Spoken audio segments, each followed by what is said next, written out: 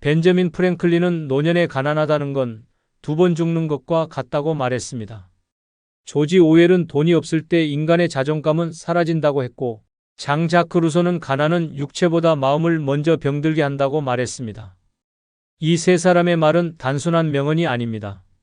나이가 들수록 경제력이 단순한 숫자가 아니라 삶의 존엄과 직결된다는 사실을 꿰뚫는 통찰입니다.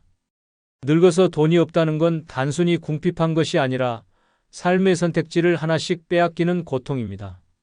병원 앞에서 망설이고 친구 모임은 피하게 되고 자식에게 말 꺼내는 것도 조심스러워지며 하루하루 숨조차 쉬기 어려워집니다.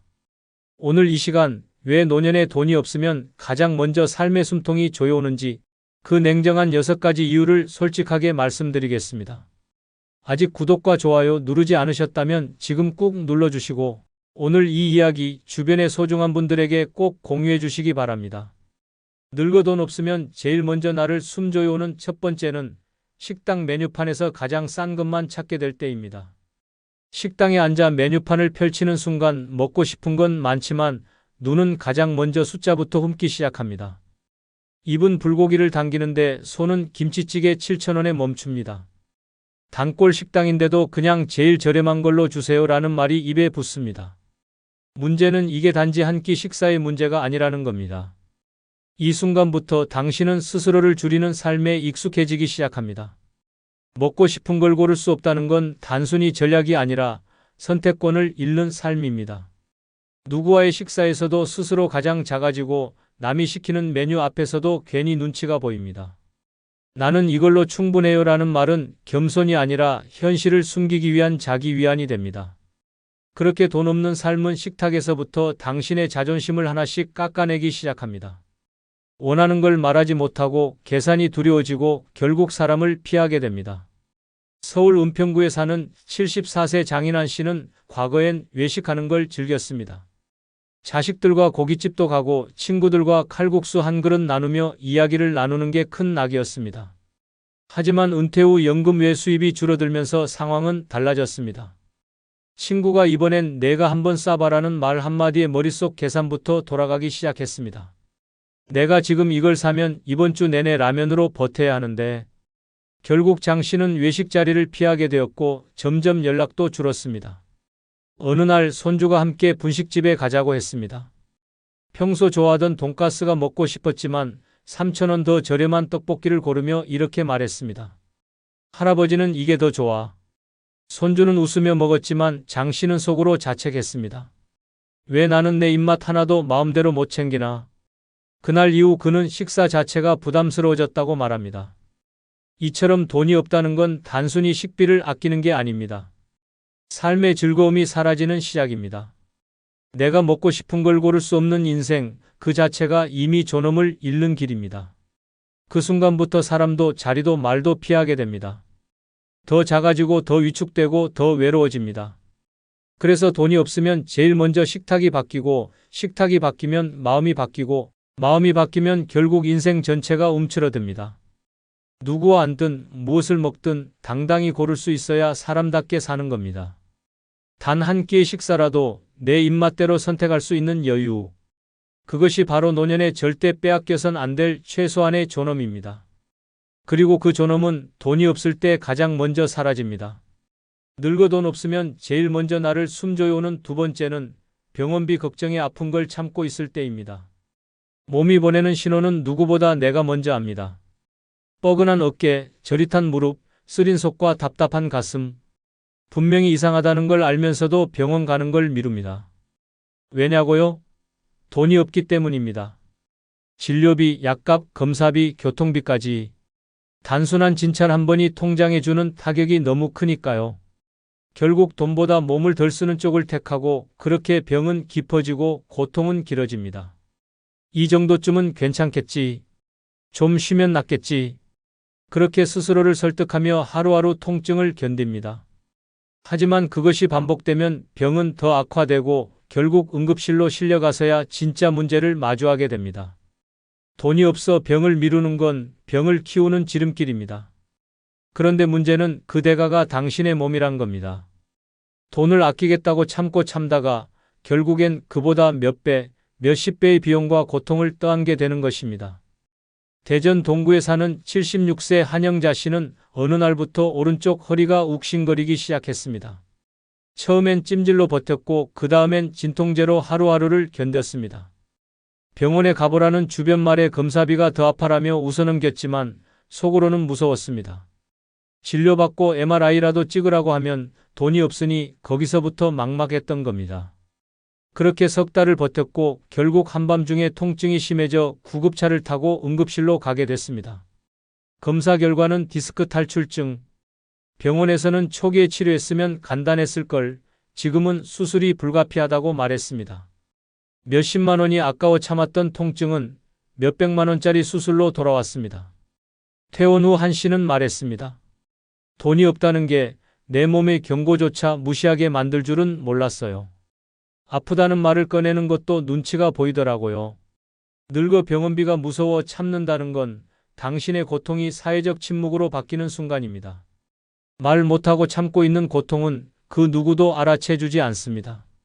심지어 가족도 자식도 병원도 당신이 얼마나 아픈지 모릅니다. 그저 괜찮아 보인다고 여길 뿐입니다. 돈이 없다는 이유 하나로 당신의 몸과 감정은 방치되고 맙니다. 그래서 노년에 돈이 없으면 병원 문턱부터 멀어지고 병원 문턱이 멀어지면 내 몸에 대한 권리도 함께 사라집니다. 통증 앞에 무기력해지는 삶, 고통 앞에 침묵하는 삶. 그것은 사람이 누릴 수 있는 최소한의 존엄조차 지키지 못하게 됩니다. 건강은 생명이고 생명은 비용이 아니라 우선순위입니다. 늙어서 병보다 먼저 나를 조이는 건 통증이 아니라 그 통장을 먼저 떠올리게 되는 마음입니다. 이 현실이 지금 누군가를 조용히 무너뜨리고 있습니다. 늙어 돈 없으면 제일 먼저 나를 숨조여오는 세 번째는 자식에게 폐가 된다는 생각이 마음을 짓누를 때입니다. 돈보다 더 무거운 건 죄책감입니다. 몸이 아픈 것도 먹고 싶은 걸 못 먹는 것도 참을 수 있습니다. 하지만 자식 얼굴을 보고 혹시 부담이 되진 않을까 하고 마음속으로 움츠러드는 순간부터 돈 없는 노인의 삶은 가난보다 더한 고통으로 바뀌기 시작합니다. 말 한마디 하기 전에 눈치를 보고 용돈을 부탁하는 대신 괜찮다고 거짓말을 하며 마음속으론 외롭고 서러워도 절대 드러내지 않습니다. 자식들이 차를 사든 집을 사든 아무 말 못합니다. 내가 줄 건 없고 받을 것만 생겼다는 생각이 괜히 주눅 들게 만듭니다. 병원비가 부족해도 괜찮아, 그냥 집에서 좀 쉬면 되라고 말합니다. 그런데 이게 반복되면 어느 순간부터 내 존재 자체가 짐처럼 느껴지기 시작합니다. 나는 왜 이렇게까지 작아져야 하나? 이 생각은 단순한 감정이 아닙니다. 삶의 존엄을 서서히 갉아먹는 치명적인 자책감입니다. 결국 돈이 없는 노인은 스스로를 지우며 살아가게 됩니다. 경기도 안성에 사는 75세 김명자 씨는 몇 해 전 남편과 사별한 뒤 홀로 지내고 있었습니다. 생활비는 고정연금 40만 원이 전부였고 한 달 병원비만 20만 원이 넘다 보니 빠듯하게 살 수밖에 없었습니다. 어느 날 심장 두근거림과 현기증이 심해져 병원에 가야 했지만 그는 망설였습니다. 병원에 가면 검사비만 수십만 원, 입원이라도 하게 되면 자식에게 연락해야 하는 상황. 그는 차마 전화를 들지 못했습니다. 며칠 뒤 결국 쓰러졌고 딸이 병원으로 달려와 말했습니다. 엄마, 왜 이렇게 될 때까지 아무 말도 안 했어? 김 씨는 그제야 눈물을 흘리며 털어놓았습니다. 내가 힘들까봐, 나 같은 사람한테 돈 쓰는 게 부담될까봐 그 후로 그는 외출도 줄이고 식사도 한 끼로 줄이며 스스로를 자식들에게서 점점 지워가듯 살았습니다. 김 씨의 사례처럼 돈이 없으면 가장 먼저 무너지는 건 관계가 아니라 존재감입니다. 말도 줄고 표정도 굳고 나는 괜찮다는 말이 자식과의 대화의 전부가 되어갑니다. 그렇게 부모는 더 이상 도움을 청하지 않고 자식은 진짜 괜찮은 줄 알고 거리를 둡니다. 돈이 없다는 이유 하나로 가장 가까운 가족 안에서도 마음 둘 곳이 사라지는 현실. 그 숨막힘은 외로움보다 더 깊고 침묵보다 더 아픕니다. 자식에게 폐가 된다는 생각은 돈 없는 노인이 스스로를 무너뜨리는 가장 무서운 마음입니다. 어느 날 괜찮다는 말이 습관이 되고 그 습관은 점점 당신을 조용히 사라지게 만듭니다. 자식에게 기대는 것도 당연한 인생의 순환입니다. 그러나 돈이 없다는 이유로 그 기대조차 죄책감이 되는 순간 노인의 삶은 더욱 작아지고 말죠. 그래서 늙어 돈이 없으면 마음부터 조여옵니다. 그것도 가장 가까운 사람 앞에서부터 말입니다. 늙어 돈 없으면 제일 먼저 나를 숨줘요는 네 번째는 괜찮아요라는 말 뒤에 위축된 자신이 있을 때입니다. 괜찮아요. 전 이 정도면 돼요. 이 말 얼마나 자주 하셨나요? 식사 자리에서, 모임에서, 병원 앞에서, 자식들과의 대화 속에서 처음엔 진짜 괜찮다고 믿었습니다. 욕심내지 말자, 눈치 주지 말자, 남에게 폐 끼치지 말자고. 하지만 어느 순간부터 괜찮다는 말은 더 이상 마음에서 나온 게 아니라 돈 없는 현실에서 나온 방어막이 되어 있음을 알게 됩니다. 괜찮다고 말하고 나면 마음이 편해야 하는데 오히려 한숨이 길어지고 뒤돌아설 때 발걸음이 무겁습니다. 먹고 싶은 걸 꾹 참고 가고 싶은 곳을 포기하면서 아무렇지 않은 척 난 원래 이런 걸 좋아해요 라고 말합니다. 그렇게 감정은 감춰지고 자존감은 줄어들며 자신도 모르게 위축된 사람이 되어갑니다. 문제는 주변 사람들은 그 말을 곧이곧대로 믿는다는 점입니다. 진짜 괜찮은 줄 알고 더 이상 살펴보지 않게 되죠. 결국 스스로 작아진 모습에 더 외로워지고 더 고립됩니다. 부산 사하구에 사는 73세 최은자 씨는 자식들과 식사를 할 때마다 늘 난 이 반찬이면 충분하다고 말해왔습니다. 비싼 음식은 부담될까봐 식당 가자 하면 집밥이 좋아라며 말을 돌렸습니다. 생일에도 선물은커녕 내 생일은 안 챙겨도 되라는 말로 상황을 넘겼습니다. 하지만 어느 날 며느리가 던진 한마디에 가슴이 무너졌습니다. 어머니는 원래 욕심이 없으시니까 딱히 챙겨드릴 게 없어요. 그 말을 듣고 최 씨는 밤새 잠을 이루지 못했습니다. 내가 그렇게까지 없는 사람처럼 비쳤나? 내가 너무 참았나? 하는 자책이 밀려왔습니다. 그리고 깨달았습니다. 괜찮다는 말을 가장 많이 하는 내가 사실은 가장 많이 위축된 사람이었다는 걸. 그 후 최 씨는 변했습니다. 자식들과 외식할 땐 원하는 메뉴를 고르고 생일엔 작은 케이크라도 함께 나누자고 먼저 말했습니다. 이젠 괜찮다는 말 덜 하기로 했어요. 왜냐하면 진짜 괜찮지 않거든요. 그렇게 한마디씩 꺼내자 자식들의 반응도 달라졌고 가족들 속에 있던 최 씨의 존재감도 다시 살아났습니다. 괜찮아요라는 말은 어른스러운 태도가 아니라 자신을 숨기는 습관이 될 수 있습니다. 특히 돈이 없을 때 그 말은 더 자주 더 많이 나오게 되죠. 그 뒤에는 말 못할 불편함, 계산을 먼저 따지는 습관, 그리고 점점 줄어드는 내 감정의 크기가 숨어 있습니다. 늙어 돈이 없으면 말조차 진심을 담지 못하게 됩니다. 그래서 괜찮다는 그 말이 어느 순간부터 가장 서글픈 거짓말이 되어버립니다. 노년의 자존감은 말 한마디에서 시작됩니다. 더 이상 스스로를 줄이지 마세요. 정말 괜찮은 사람은 괜찮다고 하지 않아도 당당히 느껴지는 법입니다. 그리고 그 시작은 괜찮아요라는 가면을 벗는 것입니다. 늙어 돈 없으면 제일 먼저 나를 숨줘요는 다섯 번째는 각종 모임에 초대받고도 핑계를 대며 못 갈 때입니다. 예전엔 누가 부르면 제일 먼저 달려갔습니다. 점심 모임이든 동창회든 경조사든 사람들과 함께 있는 시간이 즐거웠습니다. 하지만 통장 잔고가 바닥나고 수중에 현금이 넉넉지 않다는 현실이 다가오면 달라집니다. 모임이 생겨도 머릿속에 먼저 떠오르는 건 옷 걱정, 교통비, 식사비, 축의금입니다.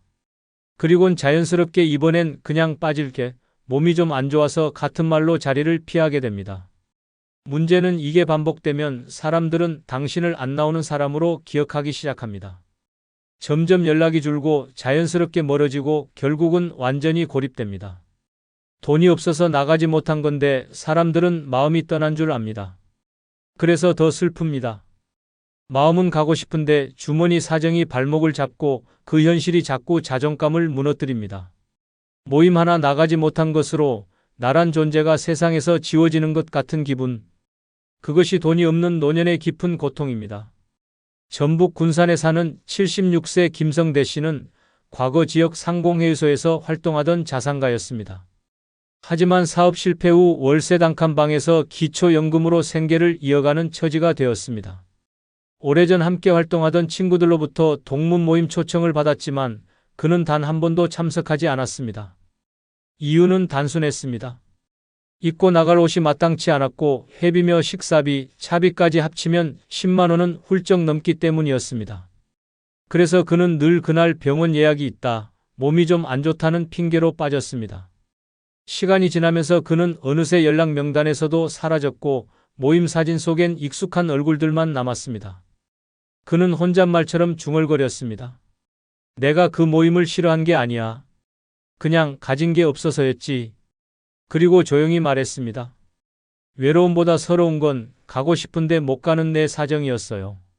이처럼 늙어서 돈이 없으면 나가는 게 부담이 되고 안 나가는 건 죄책감이 됩니다. 사람들과 웃고 떠들던 시간이 부담이 되는 순간부터 관계는 조용히 끊어집니다. 사람은 혼자 살아갈 수 없는 존재입니다. 특히 노년의 관계는 삶을 지탱해주는 마지막 줄기일 수 있습니다. 하지만 돈이 없으면 그 줄기마저 스스로 끊게 되는 겁니다. 나는 그런 자리가 불편해서 안 간다는 말 뒤에는 사실은 돈이 없어서 못 간다는 진짜 이유가 숨어 있습니다. 그 순간부터 당신의 존재는 모임 밖으로 밀려나고 세상과의 끈도 하나씩 잘려나갑니다. 그래서 늙어 돈이 없으면 가장 먼저 당당함을 잃고 그 다음엔 사람들과의 연결이 끊어집니다. 조용히 그러나 잔인하게 나를 조여오는 현실입니다. 늙어 돈 없으면 제일 먼저 나를 숨 조여오는 여섯 번째는 아프면 끝이라는 생각이 머리를 떠나지 않을 때입니다. 젊었을 땐 병이 와도 두렵지 않았습니다. 병원 갈 돈이 있었고 옆에서 도와줄 사람도 있었고 회복할 체력도 있었습니다. 하지만 늙어 돈이 없는 순간부터 병은 곧 인생의 종지부처럼 느껴집니다. 아프다는 감각이 들자마자 머릿속에 먼저 떠오르는 건 치료보다 비용이고 간병보다 민폐입니다. 그래서 조용히 혼잣말처럼 되뇌게 됩니다. 이제 아프면 진짜 끝이다. 단순한 통증도 불안감으로 번지고 검진 결과 기다리는 동안엔 심장이 벌렁거립니다. 병명보다 무서운 건 이제 어떻게 하지? 라는 공포입니다. 보험도 다 해지했고 자식에게 손 벌릴 형편도 안 되고 통장 잔고는 몇만 원. 그때부터 마음속에서 병은 돌이킬 수 없는 낭떠러지처럼 자리 잡습니다. 나를 돌볼 여유가 없으니 그냥 버티다 죽는 수밖에 없다는 냉정한 현실 인식이 머릿속을 지배합니다. 이 공포는 단순히 육체의 고통이 아닙니다. 내가 쓰러졌을 때 나를 지켜줄 아무것도 없다는 절망감, 그게 돈 없는 노년에게 가장 조용하고 잔인하게 다가오는 숨막힘입니다. 그래서 늙어 돈이 없으면 병보다 병을 생각하는 마음이 먼저 나를 갉아먹기 시작합니다. 광주 북구에 사는 77세 임정애 씨는 몇 달 전부터 숨이 가빠지고 가슴이 조이는 증상이 반복됐습니다. 병원에 가자니 검사비와 약값이 걱정됐고 아무도 돌봐줄 사람이 없었기에 병이 커질까 봐 더 두려웠습니다. 결국 참다가 한밤중에 쓰러졌고 다음날 오후가 되어서야 우편 배달부가 발견해 119에 신고했습니다. 병명은 신부전. 조기 진단을 받았더라면 약물로 관리가 가능했지만 상태가 악화되어 장기 입원이 필요하다는 말을 들었습니다. 그러나 입원비가 부담돼 일주일 만에 퇴원했고 임 씨는 스스로 말합니다. 이젠 아프다는 생각이 들기만 해도 공포예요. 그냥 이대로 가는 수밖에 없겠구나 싶을 때가 많아요. 이처럼 돈이 없으면 병을 앓는 게 아니라 병을 두려워하는 삶이 시작됩니다. 그 두려움은 고통보다 더 깊게 들어와 마음을 누릅니다. 잠자리에 들기 전 내가 오늘 밤에도 멀쩡히 일어날 수 있을까 하는 불안감. 누가 무심코 괜찮으세요? 하고 물으면 속으로 대뇌는 아니요. 하나도 안 괜찮아요 라는 외침. 그 모든 것이 돈이 없기 때문에 생긴 공포입니다. 그래서 늙어 돈이 없으면 병이 무서운 게 아니라 병을 감당할 수 없다는 현실이 더 무섭습니다. 그리고 그 현실이 매일같이 내 머릿속을 조여오며 단 한 번의 통증에도 이젠 끝이다라는 생각을 떨칠 수 없게 만듭니다. 그 공포는 세상 누구보다 나를 가장 조용히 그러나 깊게 무너뜨립니다. 그게 바로 돈 없는 노년의 마지막이자 가장 무서운 조임입니다. 장자크 루소는 가난은 육체보다 마음을 먼저 병들게 한다고 했고 쇼펜하우어는 노년의 고통은 고독보다 무력감에서 시작된다고 했습니다. 우리는 그 말을 이제야 가슴으로 실감하고 있습니다. 아프다고 말 못하고 먹고 싶은 걸 외면하고 사람들 사이에서 작아지고 늙어 돈이 없으면 삶 전체가 점점 조여옵니다. 더는 미루지 마십시오. 노년을 지키는 최소한의 준비 지금부터라도 시작해야 합니다. 그래야 숨이 막히는 날을 피할 수 있습니다. 구독자 여러분은 모두 풍요로운 노년이 될 것으로 믿습니다. 그리고 여러분 마지막으로 한 가지 부탁드립니다. 영상 화면 오른쪽 아래에 나오는 아무 제품을 한 번씩 클릭해 주시기 바랍니다. 그럼 그 이후 24시간 안에 여러분이 쿠팡에서 물건을 구매하시면 저의 채널에 약간의 수수료가 발생합니다. 이렇게 간접 후원해 주시면 감사하겠습니다. 벤자민 프랭클린은 외모는 문을 열고 인격은 그 자리에 머문다고 했고, 조지 오웰은 가난이 존엄을 앗아가듯 무심한 외모는 자존을 앗아간다고 말했습니다. 장 자크 루소도 외면이 흐트러진 사람은 내면도 쉽게 무너진다고 했습니다. 이 나이에 외모가 뭐가 중요해요? 그렇게 말하던 한 여성이 있었습니다. 그런데 어느 날 동창 모임에서 들려온 말 한마디가 뼈를 때렸습니다. 누구세요? 못 알아봤어요. 그날 이후 그녀는 거울을 보며 울었습니다. 내가 너무 스스로를 놓았구나. 사람들은 늙을수록 내면이 중요하다고 말하지만 현실은 다릅니다. 외모는 곧 자신감이고 대우이고 존재감입니다. 오늘은 왜 나이 들어서도 외모가 결코 포기해서는 안 되는 이유 6가지 낱낱이 말씀드리겠습니다. 무조건 끝까지 시청하시기 바랍니다. 구독, 좋아요, 알림 설정 꾹 눌러주시면 시작하겠습니다. 나이 들어 외모가 중요한 첫 번째 이유는 사람들은 생각보다 겉모습에 먼저 반응하기 때문입니다. 중요한 건 마음이지 겉모습이 뭐가 중요하냐고 말하는 사람들이 있습니다. 하지만 현실은 그렇지 않습니다. 사람들은 무의식 중에 먼저 외모를 쓱 보고 그 사람의 성격, 태도, 경제력, 심지어 신뢰할 수 있는지까지 판단해버립니다. 이건 비난할 수 있는 성향이 아니라 인간 본능에 가까운 반응입니다. 그리고 그 반응은 나이가 들수록 더 냉정해집니다. 젊었을 땐 외모가 다가 아니라고 말해도 외모에서 오는 활력과 정돈된 느낌은 오히려 나이 든 사람에게 더 큰 영향을 미칩니다. 깔끔한 인상, 밝은 표정, 정돈된 머리와 옷차림은 그 사람의 삶의 태도와 자기 관리 능력을 보여줍니다. 반대로 옷이 구겨지고 머리가 흐트러지고 무표정한 얼굴로 거리를 걷는 모습은 쉽게 의욕 없는 사람으로 보이기 십상입니다. 그리고 문제는 세상이 그런 사람에게 기대를 하지 않고 기회도 주지 않는다는 것입니다. 당신이 병원에 갔을 때 단정한 옷차림과 표정으로 의사에게 설명하면 더 성의 있는 설명을 듣고 동사무소에 가서도 말 한마디가 더 부드럽게 나옵니다. 사람들은 단지 당신이 깔끔하다는 이유만으로도 더 예의를 지켜야 할 사람처럼 느끼게 됩니다. 외모는 단순히 꾸미는 문제가 아니라 자존감이 세상에 보내는 첫 번째 신호입니다. 서울 양천구에 사는 69세 김미정 씨는 어느 날 버스를 탔다가 속상한 경험을 했습니다. 손잡이를 잡기도 힘들 만큼 몸이 안 좋은 날이었지만 아무도 자리를 양보해주지 않았습니다. 옆자리 아주머니가 작게 말했습니다. 요즘 사람들은 앉을 수 있는 사람이 먼저 앉는 거래요. 그 말을 듣고 김 씨는 생각했습니다. 내가 너무 흐트러진 모습으로 다녔나? 그날 이후 그는 헤어스타일을 정돈하고 밝은 색 블라우스를 꺼내 입고 얼굴에 미소를 띠기 시작했습니다. 그 변화는 생각보다 컸습니다. 주변 사람들의 말투가 달라졌습니다. 서울 동작구에 사는 68세 이영순 씨는 마트 계산원에게 무시당한 경험이 있었습니다. 아줌마, 그거 앞에 올려놓고 다시 와요. 말투엔 존중도 배려도 없었습니다. 이 씨는 말합니다.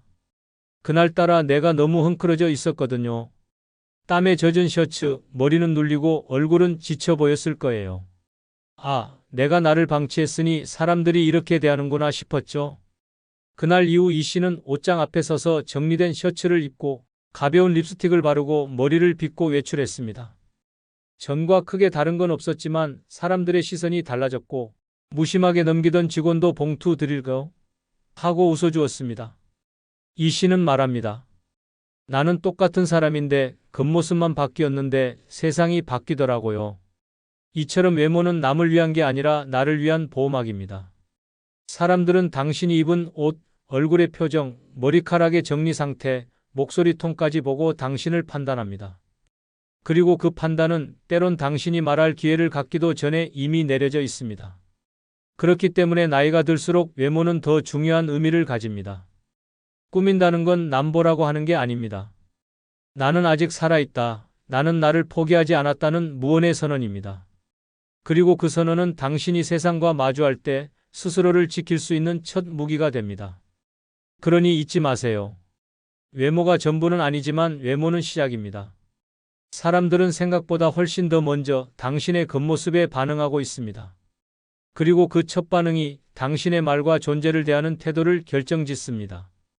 두 번째 이유는 외모는 나이 들수록 말보다 더 많은 걸 말해주기 때문입니다. 말로 설명하기 전에 이미 판단이 끝나는 순간 누구나 경험해 보셨을 겁니다. 나는 그런 뜻이 아니었는데, 그냥 피곤해서 그랬던 건데, 그 어떤 해명도 듣기 전에 상대방은 이미 당신의 외모와 표정, 몸짓을 보고 속단을 해버립니다. 이게 바로 외모가 말보다 먼저 말하는 순간입니다. 그리고 나이가 들수록 이 효과는 더 커집니다. 왜냐하면 사람들은 나이 든 이에게 더 많은 상징을 기대하기 때문입니다. 단정한 옷차림이면 저분은 자기관리 잘하시네. 축 처진 어깨와 무표정한 얼굴이면 삶이 무너진 분인가?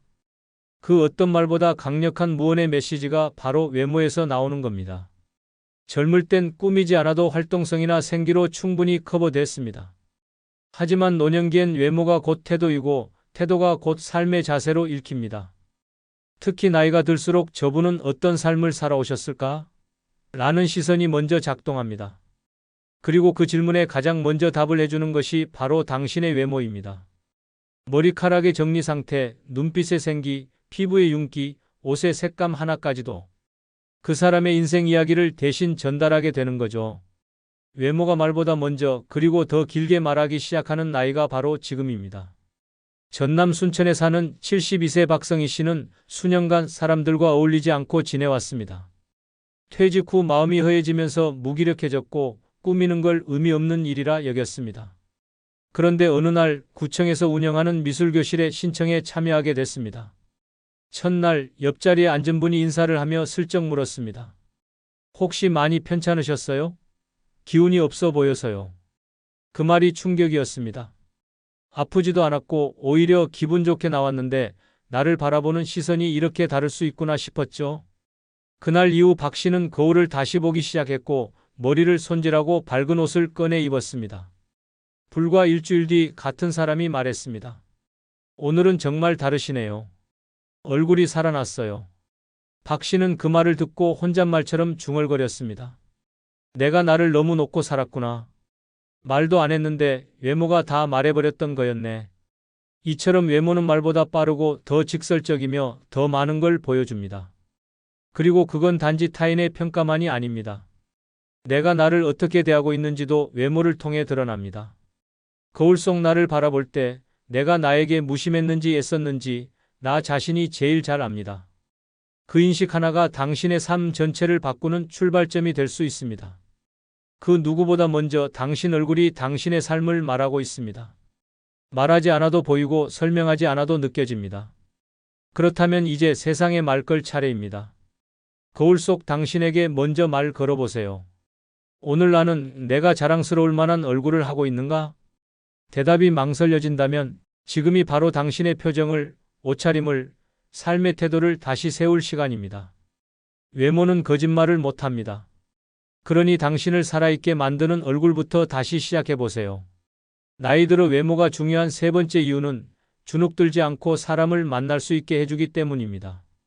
사람이 사람을 가장 조심스럽게 대하는 시기는 마음보다 체면이 더 예민해질 때입니다. 그리고 그 시기가 바로 노년기입니다. 젊을 땐 자신감이 외모에서 오지 않아도 활력과 말솜씨로 채울 수 있었습니다. 하지만 나이가 들수록 스스로에게 던지는 질문은 이런 쪽으로 바뀌게 됩니다.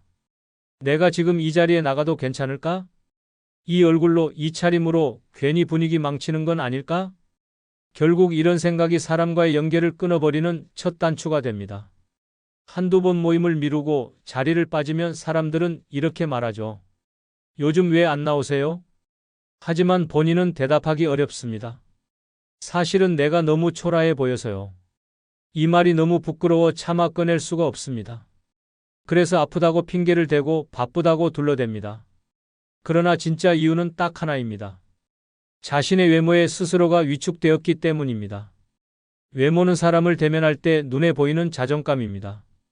옷차림이 단정하고 얼굴에 생기가 있으면 말투도 당당해지고 자세도 바르게 펴집니다.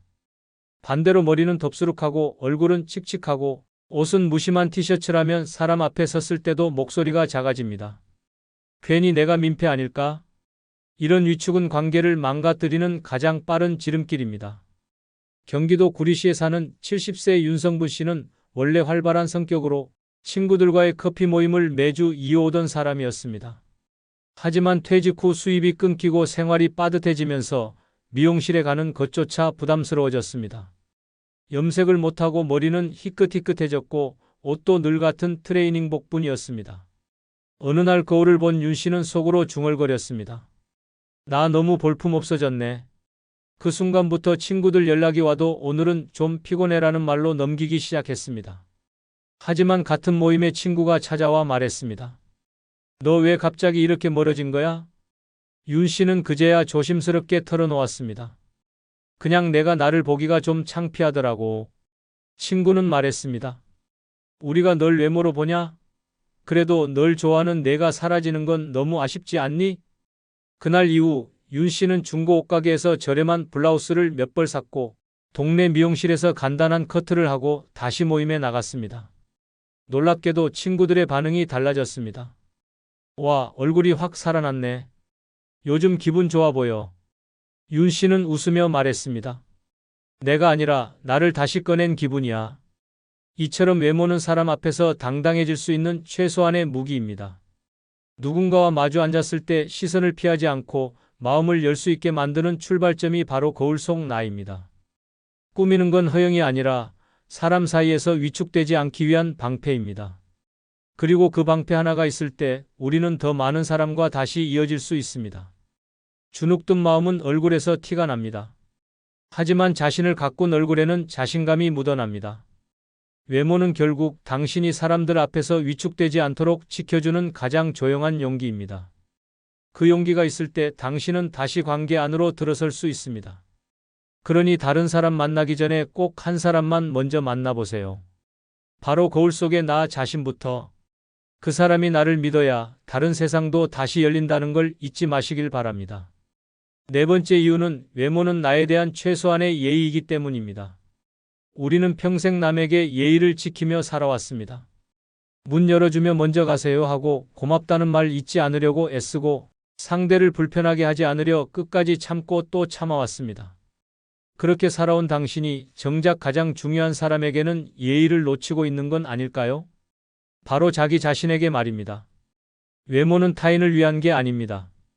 옷을 갖춰 입고 머리를 정돈하고 얼굴에 미소를 띄우는 건 남에게 잘 보이기 위한 게 아니라 내가 나를 존중하는 태도입니다.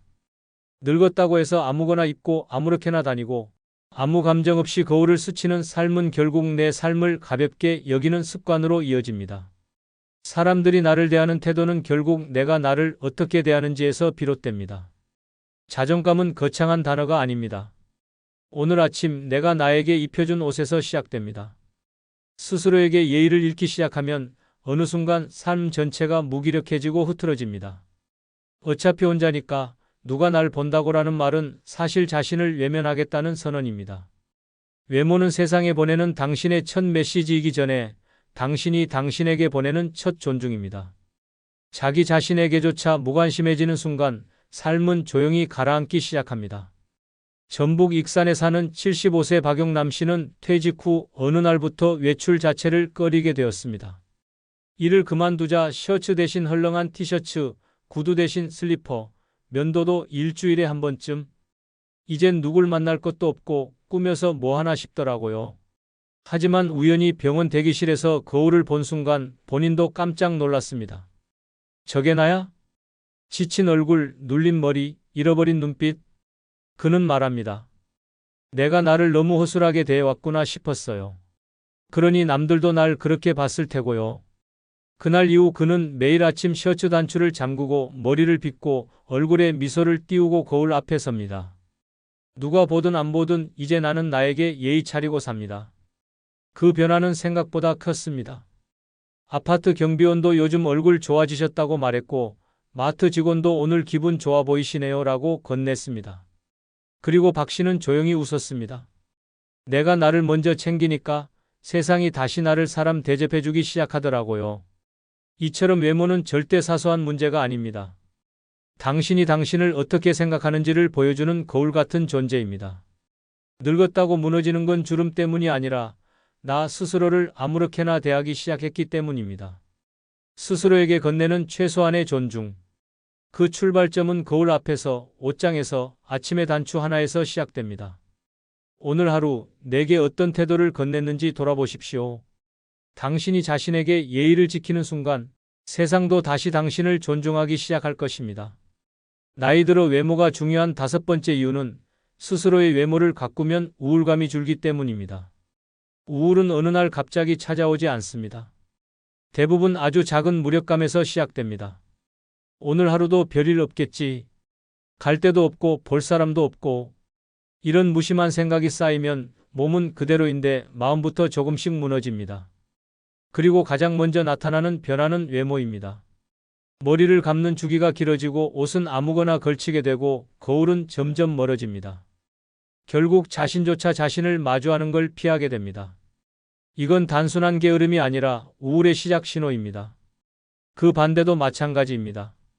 거울 앞에 서서 머리를 빗고 깨끗한 옷을 입고 얼굴에 가벼운 미소를 지어보는 것만으로도 뇌는 오늘은 뭔가 다르다는 신호를 받습니다. 외모를 가꾸는 행위는 뇌에 내가 나를 돌보고 있다는 메시지를 보내는 심리적 자극입니다. 실제로 외모를 신경 쓰는 행동은 우울 증세를 완화시키는 데 효과가 있다는 심리학 연구도 있습니다. 외모 가꾸기는 기분이 좋아서 하는 게 아닙니다.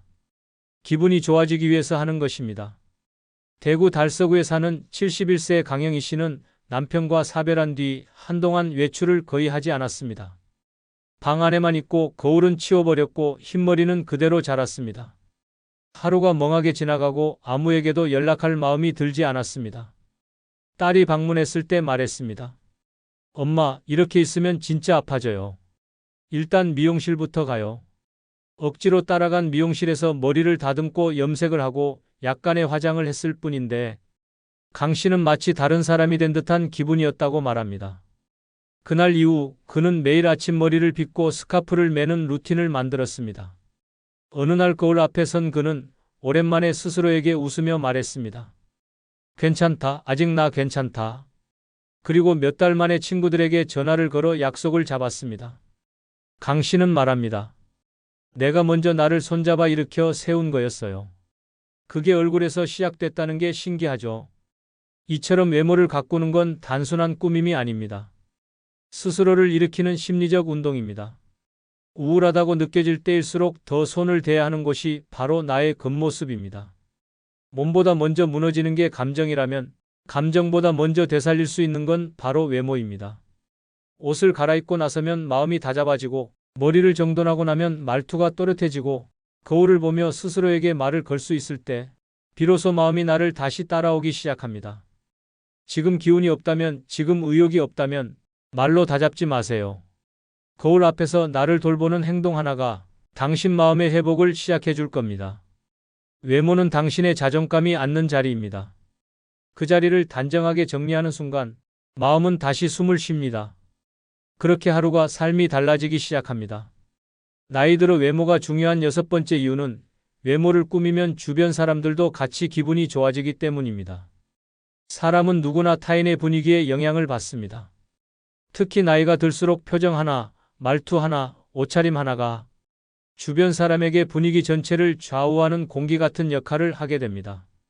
말없이 앉아 있어도 어떤 사람 옆에 있으면 마음이 편하고 어떤 사람 옆에선 괜히 긴장되고 위축되기도 하죠. 그 미묘한 차이를 만드는 건 다름 아닌 외모에서 풍기는 에너지입니다.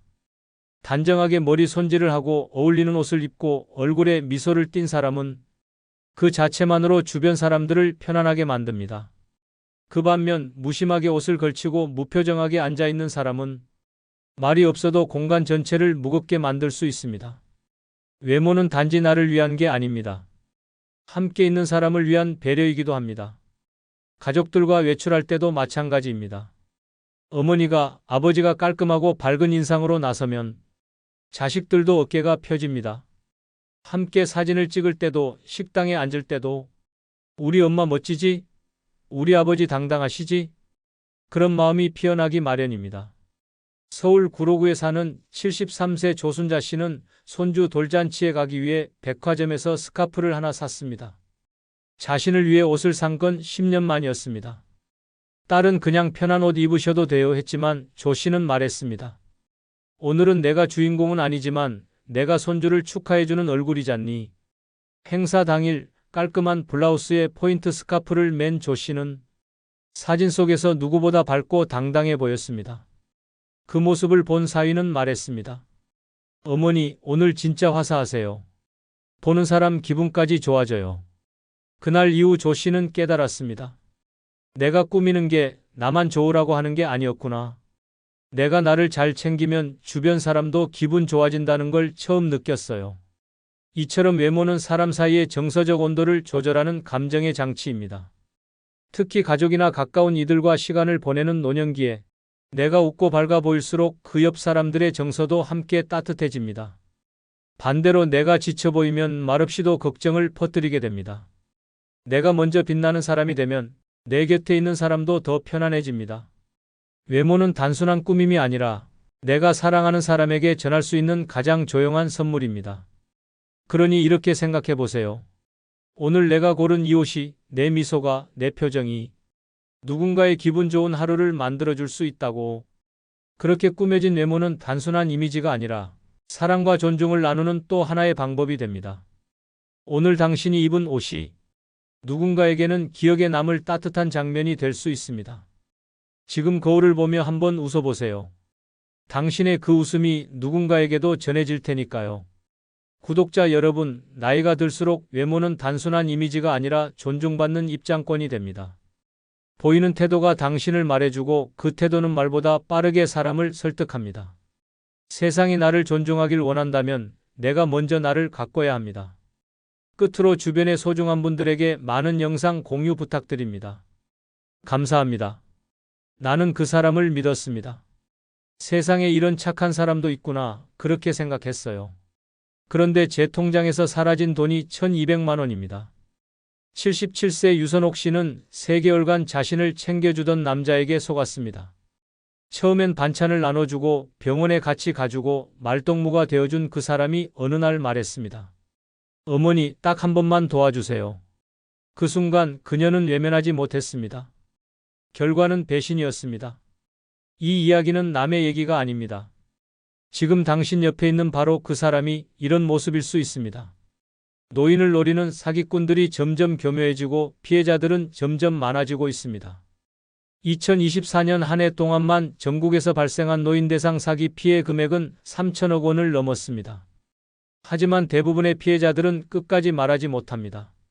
창피해서, 억울해서, 스스로를 탓해서 침묵합니다.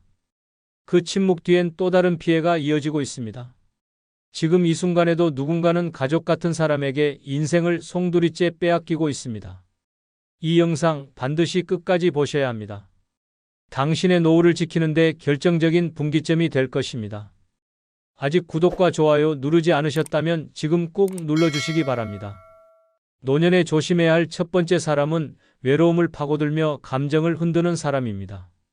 사람은 나이 들수록 외로움에 약해집니다.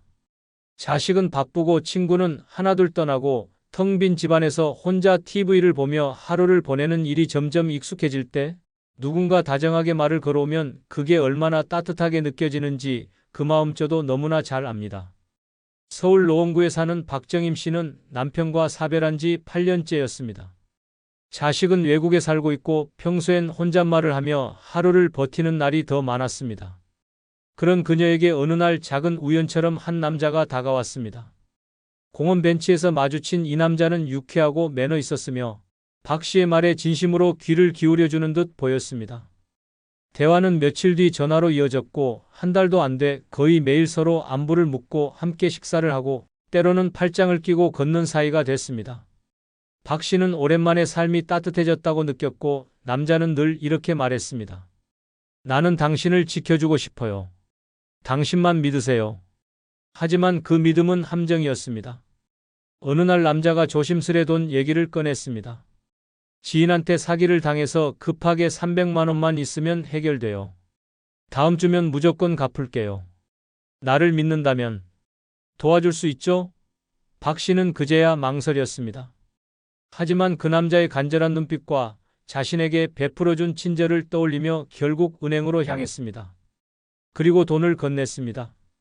그게 마지막이었습니다. 남자는 다음 날부터 연락이 끊겼고 며칠 뒤 전화번호는 아예 없는 번호로 바뀌어 있었습니다. 노년에 경계해야 할 사람은 갑작스레 다가와 외로움을 채워주는 사람입니다. 특히 혼자 사는 노인에게 외롭지 않게 해주겠다는 말은 가장 달콤한 유혹이자 동시에 가장 위험한 독입니다. 이들은 절대 처음부터 돈을 요구하지 않습니다. 오히려 시간을 들여 신뢰를 쌓고 정서적 유대를 만들며 자신이 믿을 수 있는 사람이라는 이미지를 심습니다. 그리고 어느 날 피해자의 심리적 빚을 교묘히 이용해 금전 요구를 합니다. 내가 그동안 해준 걸 생각하면 이 정도는 도와줄 수 있잖아요?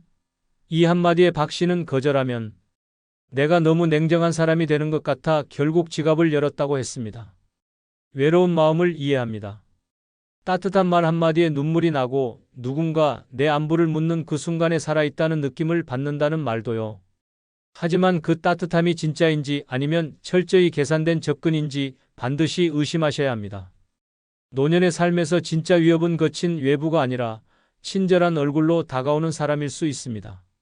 그 누구보다도 당신을 지키고 지갑을 지키고 마음을 지켜야 하는 사람은 바로 당신 자신입니다. 두 번째로 반드시 경계해야 할 사람은 도움을 가장한 제안을 먼저 꺼내는 사람입니다. 겉으로는 당신을 돕겠다고 하지만 속셈은 당신의 통장에 있습니다.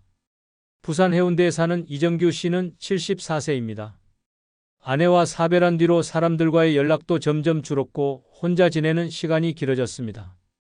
그러던 어느 날 우연히 마트 앞에서 짐을 옮기다가 허리를 삐끗해 잠깐 주저앉은 순간 한 여자가 다가왔습니다. 어르신 괜찮으세요? 병원 같이 가드릴까요?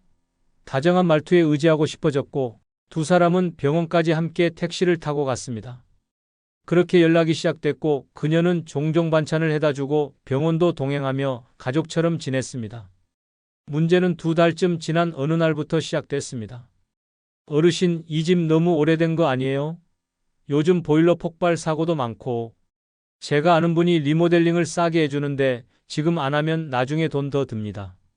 처음엔 단순한 조언 같았지만 며칠 뒤 실제로 공사업체 직원이 찾아왔습니다. 그리고 말도 안 되는 가격의 계약서를 내밀었습니다. 이정규 씨는 의심했지만 이미 마음을 준 상대였습니다. 그 사람이 이렇게까지 나서서 말하는데 뭔가 이유가 있겠지라고 생각했습니다. 결국 계약서에 도장을 찍었고 보증금 500만 원이 빠져나갔습니다.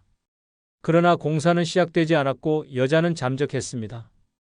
두 번째 유형의 사람은 도움을 주는 척하며 결정권을 슬그머니 넘겨받는 사람입니다. 노년기에는 나는 잘 모른다며 누군가에게 의사결정을 위임하기 쉬워집니다. 하지만 그 작은 위임이 인생의 균형을 무너뜨릴 수 있습니다. 이들은 먼저 당신의 불편한 점을 콕 집습니다. 오래된 집, 낡은 차, 불편한 몸, 느린 인터넷, 고지서를 보며 이건 바꿔야 해요라고 말하죠. 그리고 자신이 해결해 주겠다고 나섭니다. 정작 그 해결 뒤에는 커미션, 소개비, 수수료, 사기 계약서가 숨어 있고 피해는 당신의 이름으로 시작됩니다. 더 무서운 점은 이 과정이 대부분 도와주는 말투로 포장되어 있다는 겁니다. 제가 다 알아보고 연락드릴게요. 믿고 맡기세요. 어르신은 그냥 편히 계시면 됩니다. 이런 말이 나오기 시작하면 바로 멈추셔야 합니다. 이정규 씨는 말했습니다. 내가 선택한 것도 아닌데 내 통장에서 돈이 나가 있더라고. 나중에야 내가 당한 걸 알았지. 도움을 핑계로 다가오는 사람은 위험합니다. 특히 혼자 사는 노인의 일상에 자주 출입하며 식사와 청소를 도와주며 신뢰를 쌓는 사람일수록 더욱 조심해야 합니다. 노년기에 진짜 필요한 사람은 함께 웃고 이야기를 들어주는 사람이지 당신 대신 결정을 내려주는 사람이 아닙니다. 말은 부드럽고 행동은 친절할 수 있지만 그들의 속내는 당신보다 더 많이 알고 더 잘 안다는 우월감으로 가득한 경우가 많습니다. 이런 사람들은 당신의 불안을 자산으로 삼습니다. 도움을 주겠다는 말이 반복될수록 당신은 스스로에게 질문해야 합니다. 이건 진짜 나를 위한 건가? 아니면 그 사람을 위한 명분인가? 그 질문이 당신의 지갑과 자존심을 지키는 방패가 될 것입니다. 노년에 조심해야 할 세 번째 사람은 사소한 호의를 반복하며 정을 쌓는 사람입니다. 그들은 도움을 요청하지도 않고 큰 부탁을 하지도 않습니다. 단지 늘 곁에 머물며 말없이 작은 일들을 대신해주고 당신의 일상 속 빈틈을 자연스럽게 채워줍니다. 하지만 바로 그 틈이 가장 위험한 침투 지점이 될 수 있습니다. 대구 수성구에 사는 이현숙 씨는 올해 78세입니다. 남편과 사별한 뒤 12년째 혼자 살고 있고 자식들은 타지에서 바쁘게 살아갑니다. 요양원은 아직 이르다는 생각에 스스로 밥을 챙기고 빨래를 돌리고 아파트 단지를 하루 한 바퀴씩 걷는 게 일상이었습니다. 늘 같은 시간, 같은 벤치, 같은 나무 앞에서 햇볕을 쬐는 그 자리에 어느 날부터 한 젊은 남자가 보이기 시작했습니다. 처음에는 그저 스쳐가는 인사였습니다. 안녕하세요, 어르신. 오늘도 운동 열심히 하시네요. 그 한마디에 이 씨는 어색한 미소만 지었지만 그 후로 마주칠 때마다 남자는 인사를 놓치지 않았습니다. 어느 날은 장을 보고 돌아오는 길에 그녀가 숨을 헐떡이는 걸 보더니 자연스럽게 장바구니를 들어주었습니다. 무거운 거 들지 마세요. 제가 집 앞까지만 모셔다 드릴게요. 그 말 한마디에 이 씨는 마음이 놓였습니다. 며칠 뒤 우연히 엘리베이터 앞에서 다시 마주친 그는 쓰레기 봉투를 대신 내려주겠다고 했고 그 후로 가끔 그녀의 집에 들르는 사이가 됐습니다. 날이 흐린 날엔 우산을 씌워주었고 정기검진 결과표를 스마트폰으로 확인해주기도 했습니다. 그러던 어느 날 집안 전등이 나간 상황에서 우연히 놀러왔던 그는 제가 교체해드릴게요. 이런 건 남자가 해줘야죠라며 드라이버를 들고 천장을 향했습니다. 이 씨는 처음으로 누군가에게 의지한다는 따뜻함을 느꼈습니다. 젊은 사람이 아무런 대가 없이 자신을 돕는다는 사실이 고마웠고 속으로 이런 아들이 있었으면 얼마나 좋을까라는 생각도 했습니다. 그날 이후 그는 더 자주 집에 들렀고 마치 가족처럼 행동했습니다. 하지만 그 믿음은 3달이 지나 깨졌습니다. 어느 날 외출 후 돌아온 이 씨는 서랍 속에 넣어둔 비상금 120만 원이 사라진 것을 발견했습니다. 처음엔 당황했습니다.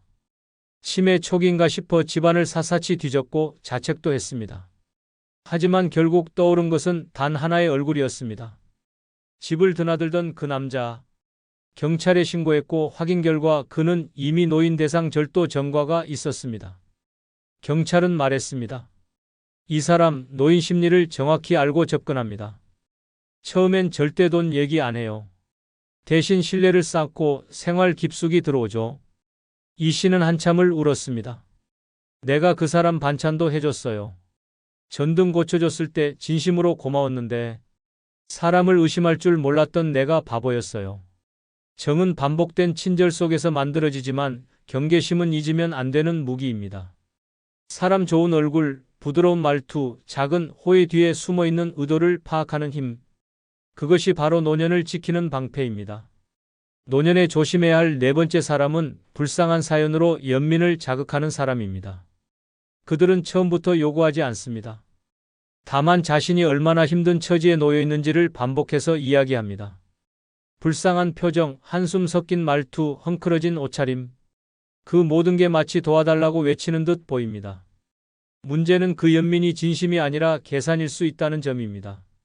인천 부평구에 사는 유병선 씨는 80세입니다.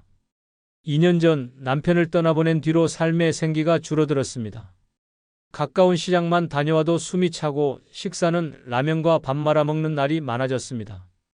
그런 어느 날 아파트 앞 벤치에 앉아 쉬고 있을 때 낯선 여자가 말을 걸어왔습니다. 어머, 여기 살아요? 저도 이 근처인데 어르신처럼 점잖은 분은 처음 봐요. 처음엔 스쳐가는 인연인 줄 알았습니다. 하지만 그 여자는 거의 매일 같은 시간에 나타났습니다. 대화는 조금씩 깊어졌고 어느 날부터 그녀는 자신의 사정을 털어놓기 시작했습니다. 사실 남편한테 폭력당하고 도망 나왔어요.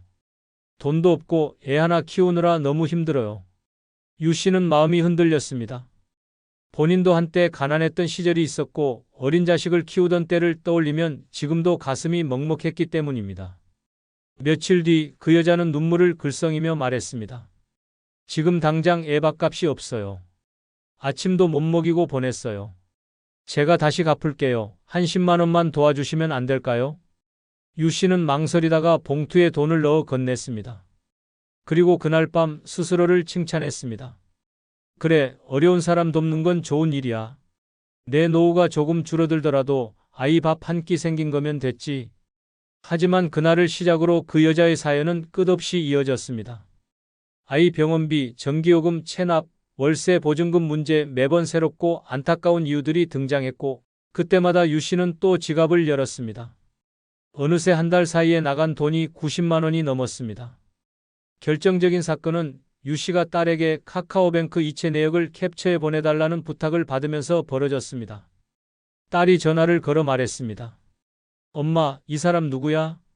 왜 이렇게 반복적으로 이체가 돼 있어? 이거 사기야. 당장 경찰에 가자. 그제야 유 씨는 무너졌습니다. 경찰 조사 결과 그 여자는 인근 아파트 단지를 돌며 70세 이상 독거 노인을 대상으로 같은 방식으로 접근해 12명에게서 총 1천만 원 가까운 돈을 받아낸 인물이었습니다. 유 씨는 말했습니다.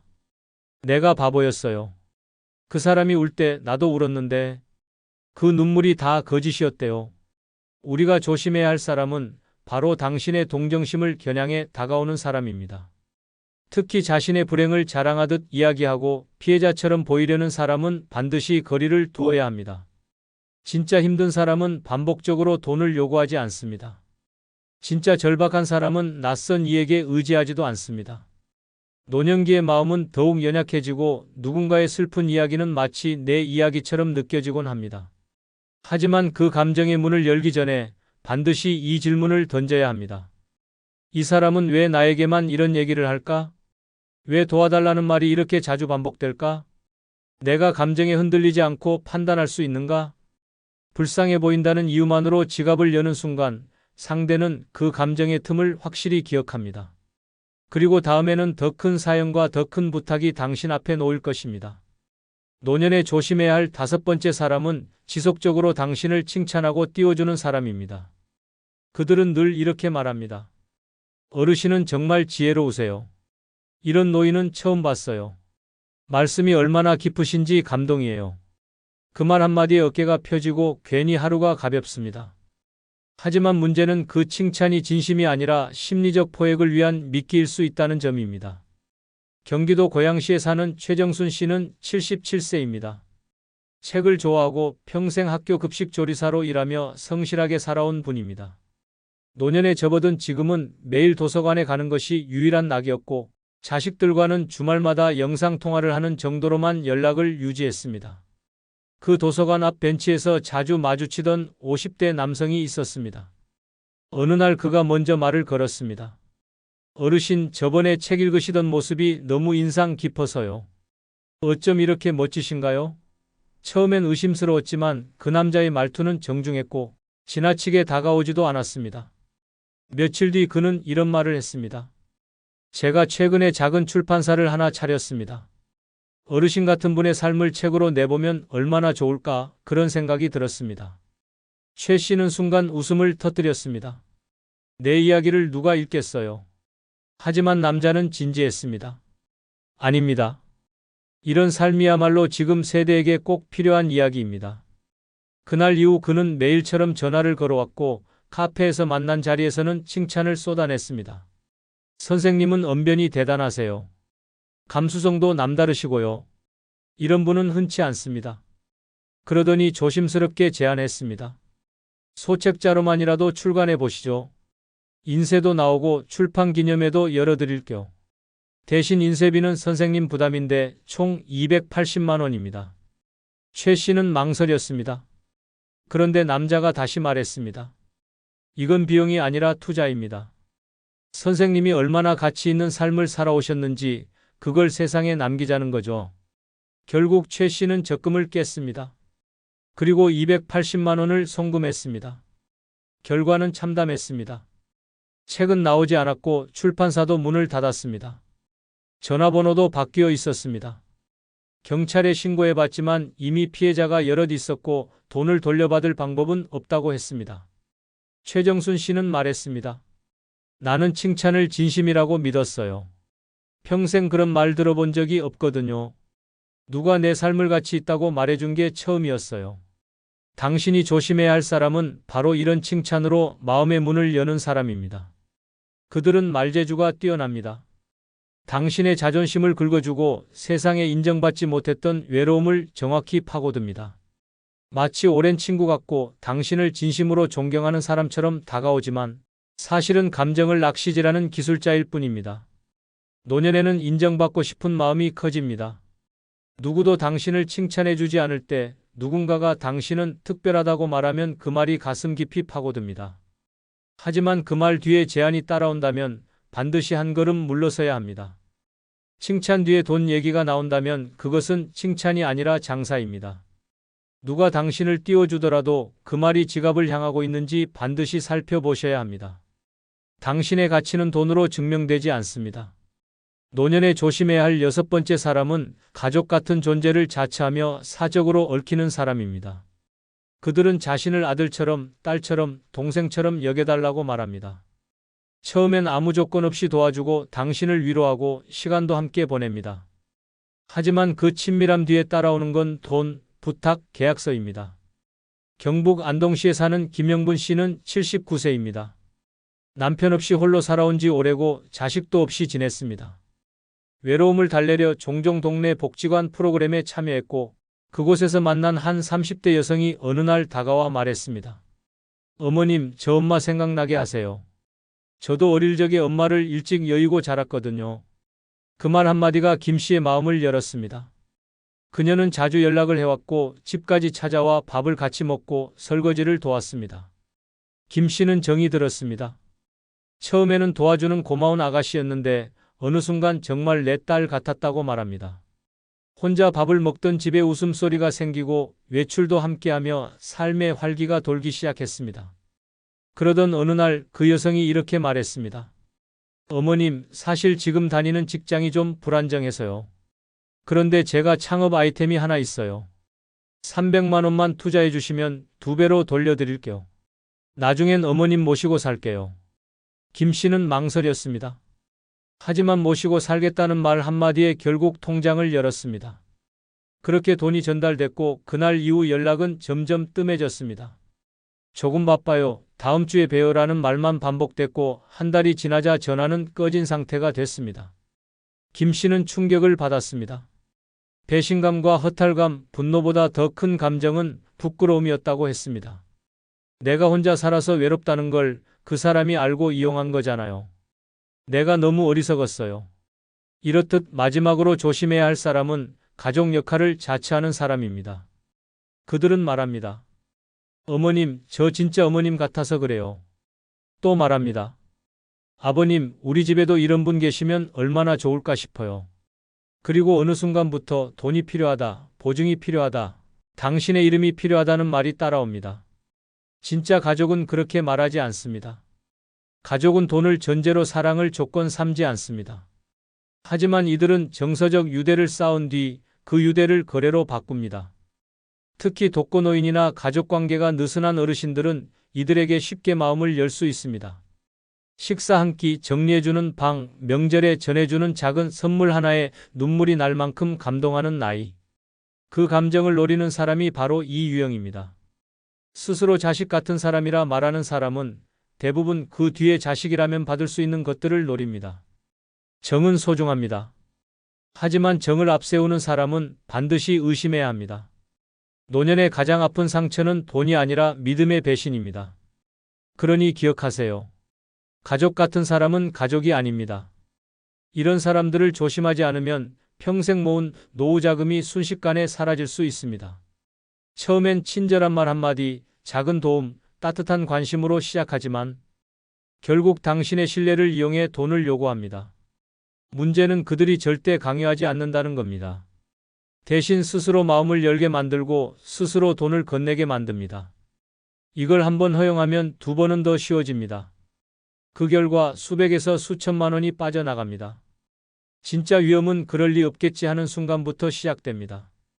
쇼펜하우어는 이렇게 말했습니다. 인간은 혼자 있을 때 가장 행복하다. 친구라는 것은 대부분 우리의 평정심을 깨뜨리고 불안을 가져다주는 존재일 뿐이다. 니체도 노년의 친구들은 대부분 과거에 머물러 있다. 미래를 향해 나아가려면 그들의 손을 놓아야 한다. 고 말했습니다. 젊었을 때는 이 말을 이해할 수 없었습니다. 친구 없이 어떻게 살 수 있을까 생각했습니다. 하지만 나이가 들면서 이 철학자들의 말이 얼마나 현실적인지 깨닫게 됩니다.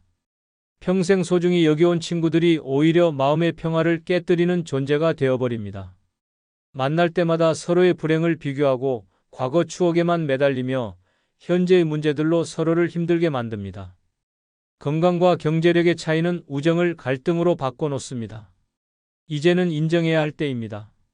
늙어서 친구가 오히려 가장 큰 짐이 된다는 사실을 말입니다. 지금부터 그 6가지 이유를 현실적으로 말씀드리겠습니다. 무조건 끝까지 시청하시기 바랍니다. 구독, 좋아요, 알림 설정 꾹 눌러주시면 시작하겠습니다. 늙어 친구가 가장 쓸모없는 짐인 첫 번째 이유는 친구의 늙어가는 모습을 보며 자신의 미래가 두려워지기 때문입니다. 오랜만에 만난 친구의 변한 모습을 보고 깜짝 놀란 경험이 있으신가요? 예전에는 건강하고 활기차던 모습이었는데 이제는 지팡이에 의존하고 말도 어눌해진 친구를 마주했을 때 느끼는 그 충격과 두려움 말입니다. 그 순간 머릿속에 떠오르는 생각은 나도 저렇게 될 텐데라는 암울한 예상이었을 겁니다. 나이가 들면서 가장 피하고 싶은 현실 중 하나가 바로 늙음에 대한 두려움입니다. 우리는 모두 나이 들어가고 있지만 그 사실을 직면하기는 쉽지 않습니다. 거울 속 내 모습도 피하고 싶은데 친구의 늙은 모습을 보면 더욱 잔혹한 현실이 눈앞에 펼쳐집니다. 그것은 바로 나의 미래 모습이기 때문입니다. 더 무서운 것은 친구들이 하나둘 병들어가는 모습을 지켜봐야 한다는 사실입니다. 치매에 걸려 나를 알아보지 못하거나 몸이 불편해져서 휠체어에 의존하는 모습을 보면 어떤 기분이 드시나요? 동정심보다는 공포감이 먼저 밀려오지 않으신가요? 나도 언젠가는 저렇게 될 텐데라는 생각에 잠을 못 이루신 적도 있으실 겁니다. 이런 두려움은 친구와의 만남을 점점 부담스럽게 만듭니다. 만날 때마다 친구의 쇠약해진 모습을 확인하게 되고 그것이 곧 나의 미래라는 사실을 받아들여야 합니다.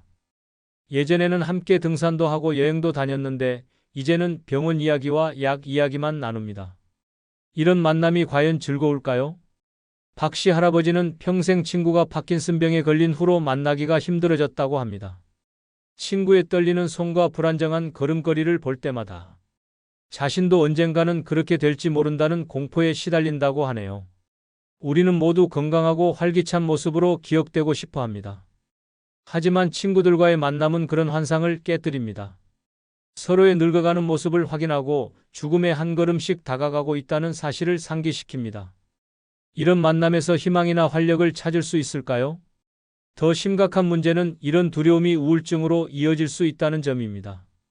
친구의 쇠약한 모습을 보며 자신의 미래를 비관하게 되고 삶의 의미를 잃어버리게 됩니다. 살아봤자 저렇게 되는 건데 무슨 의미가 있나라는 생각에 빠지게 됩니다. 이런 감정은 정신건강에 매우 해롭습니다. 젊었을 때는 친구들과 미래에 대한 꿈과 희망을 나눴습니다. 하지만 이제는 병원 이야기와 죽음에 대한 불안만 공유하게 됩니다. 만날 때마다 서로의 건강 상태를 체크하고 누가 더 아픈지 비교하며 언제까지 살 수 있을지 걱정합니다. 이런 대화가 과연 도움이 될까요? 우리에게는 희망과 활력이 필요합니다. 나이가 들어도 꿈꾸고 도전할 수 있다는 믿음이 필요합니다. 하지만 늙어가는 친구들과의 만남은 그런 긍정적인 에너지를 빼앗아갑니다. 대신 두려움과 절망만 남겨줍니다. 이런 관계가 과연 우리에게 도움이 될까요? 오히려 남은 인생을 더 비참하게 만드는 짐일 뿐입니다. 늙어 친구가 가장 쓸모없는 짐인 두 번째 이유는 서로의 삶의 우선순위가 달라 대화가 겉돌기 때문입니다. 친구와 만나서 대화를 나누는데 도무지 화제가 맞지 않는 경험을 해보신 적 있나요? 나는 건강관리에 대해 진지하게 이야기하고 싶은데 친구는 손자 자랑만 늘어놓거나 내가 취미 활동에 대해 말하면 친구는 돈 걱정만 하면서 전혀 다른 방향으로 대화가 흘러가는 그런 상황 말입니다. 그때 느끼는 답답함과 소외감을 아실 겁니다. 나이가 들면서 각자의 삶의 우선순위는 크게 달라집니다. 어떤 사람은 건강이 가장 중요하다고 생각하고 어떤 사람은 자녀와 손자가 전부라고 여깁니다. 또 다른 사람은 경제적 안정을 최우선으로 두거나 종교나 봉사활동에 모든 에너지를 쏟기도 합니다.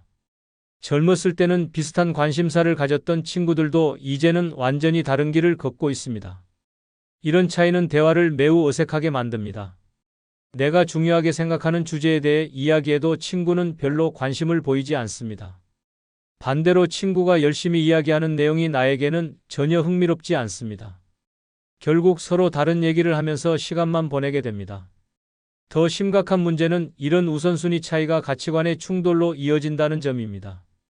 건강을 중시하는 사람은 운동과 식단 관리에 투자하는 것이 당연하다고 생각하지만 자녀 중심적인 사람은 그런 것을 이기적이라고 여깁니다.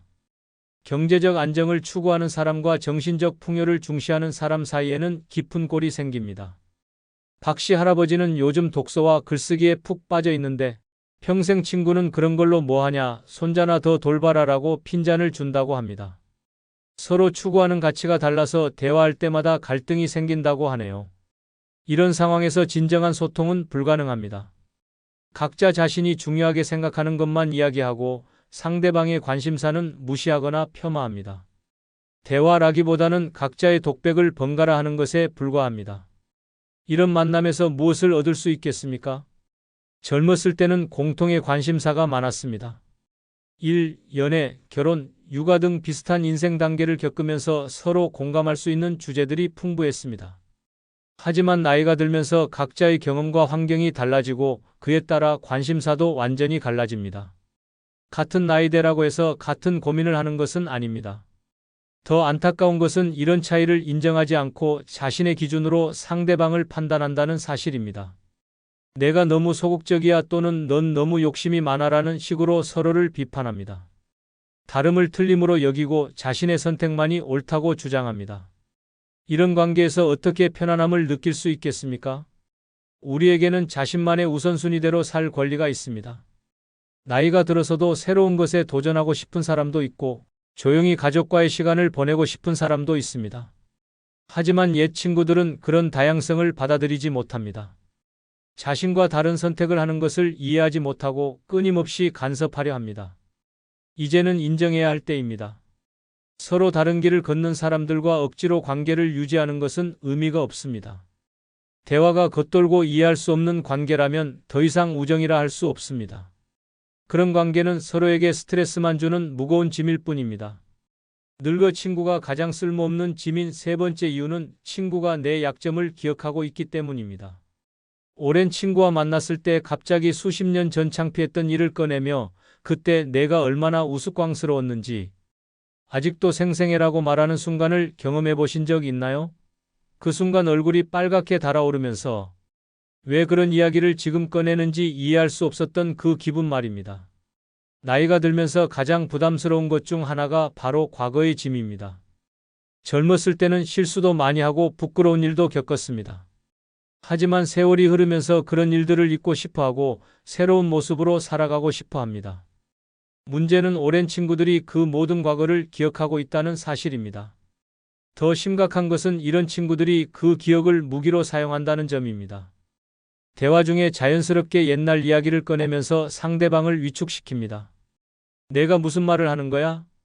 예전에 너는 이랬잖아라는 식으로 현재의 나를 과거의 실수로 규정해버립니다. 이런 상황에서 어떤 기분이 드시겠습니까? 우리 모두는 변화하고 성장합니다. 젊었을 때의 미숙함이나 실수가 평생 나를 따라다닐 이유는 없습니다. 하지만 오랜 친구들은 그 변화를 인정하려 하지 않습니다. 오히려 과거의 모습의 나를 가두려고 합니다. 너는 원래 그런 사람이야 라고 단정 지으면서 현재의 노력이나 변화를 무시해버립니다. 김씨 할머니의 경우를 보면 40년 친구가 만날 때마다 젊었을 때 경제적으로 어려웠던 시절 이야기를 꺼낸다고 합니다. 그때 내가 돈 없어서 얼마나 쪼들렸는지 기억나지? 라고 하면서 지금의 안정된 생활을 폄하한다는 겁니다. 이런 친구들과 있으면 끊임없이 과거의 그림자에 시달리게 됩니다. 새로운 도전을 하려고 해도 내가 그런 걸 할 수 있겠어? 예전에 실패했잖아 라는 말을 듣게 됩니다. 자신감을 가지려고 해도 과거의 약점을 들먹이며 주눅 들게 만듭니다. 이것이 과연 건강한 관계일까요? 더 큰 문제는 이런 기억들이 시간이 지날수록 왜곡된다는 사실입니다. 실제보다 더 과장되어 기억되거나 맥락은 빠지고 부정적인 부분만 남게 됩니다. 친구는 자신이 기억하는 대로가 진실이라고 믿고 그것을 근거로 현재의 나를 판단합니다. 이런 상황에서 어떻게 자유롭고 편안한 관계를 유지할 수 있겠습니까? 우리에게는 과거로부터 자유로울 권리가 있습니다. 젊었을 때의 실수나 약점이 평생 나를 규정할 이유는 없습니다. 하지만 오랜 친구들은 그 자유를 허락하지 않습니다. 과거의 기억 속에 나를 가두고 그 틀에서 벗어나려는 시도를 방해합니다. 진정한 친구라면 나의 성장과 변화를 인정하고 응원해야 합니다. 과거의 약점을 들먹이며 현재를 부정하는 것이 아니라 지금의 모습을 있는 그대로 받아들여야 합니다. 하지만 대부분의 오랜 친구들은 그렇지 못합니다. 이런 관계는 더 이상 우정이 아닙니다. 나를 과거에 묶어두는 족쇄일 뿐입니다. 늙어 친구가 가장 쓸모없는 짐인 네 번째 이유는 친구의 질투와 비교가 마음을 상하게 하기 때문입니다. 혹시 이런 경험 있으신가요? 오랜만에 만난 친구가 요즘 어떻게 지내? 라고 묻는데 왠지 진심으로 안부를 묻는 것 같지 않다는 느낌을 받으신 적 말입니다. 그 뒤에 이어지는 대화가 우리 아들이 이번에 승진했어. 또는 새 차 샀는데 정말 좋더라라는 식으로 흘러가면서 기분이 묘해지시죠? 저희 동네에 살고 있는 김씨 할머니 이야기를 들어보세요. 40년 넘게 친하게 지내온 친구가 있었습니다. 젊었을 때는 서로 힘든 일도 나누고 기쁜 일도 함께 했는데 요즘은 만날 때마다 스트레스를 받는다고 하십니다. 왜 그럴까요? 친구가 만날 때마다 우리 손자가 서울대 들어갔어 라고 자랑하면서 너희 손자는 어디 대학 가니? 라고 묻는다는 겁니다. 더 심한 경우도 있습니다. 박씨 할아버지는 평생 친구로 지내온 분과 최근에 연락을 끊었다고 합니다. 이유가 뭘까요? 그 친구가 만날 때마다 나는 아직 병원 안 다녀도 되는데 너는 벌써 여기저기 아프냐? 라고 말한다는 겁니다. 건강을 비교하면서 은근히 우월감을 드러내는 거죠. 이런 상황에서 여러분은 어떤 기분이 드실까요? 만나고 나서 기분이 좋아지시나요? 아니면 오히려 우울해지시나요? 대부분 후자일 겁니다. 왜 그럴까요?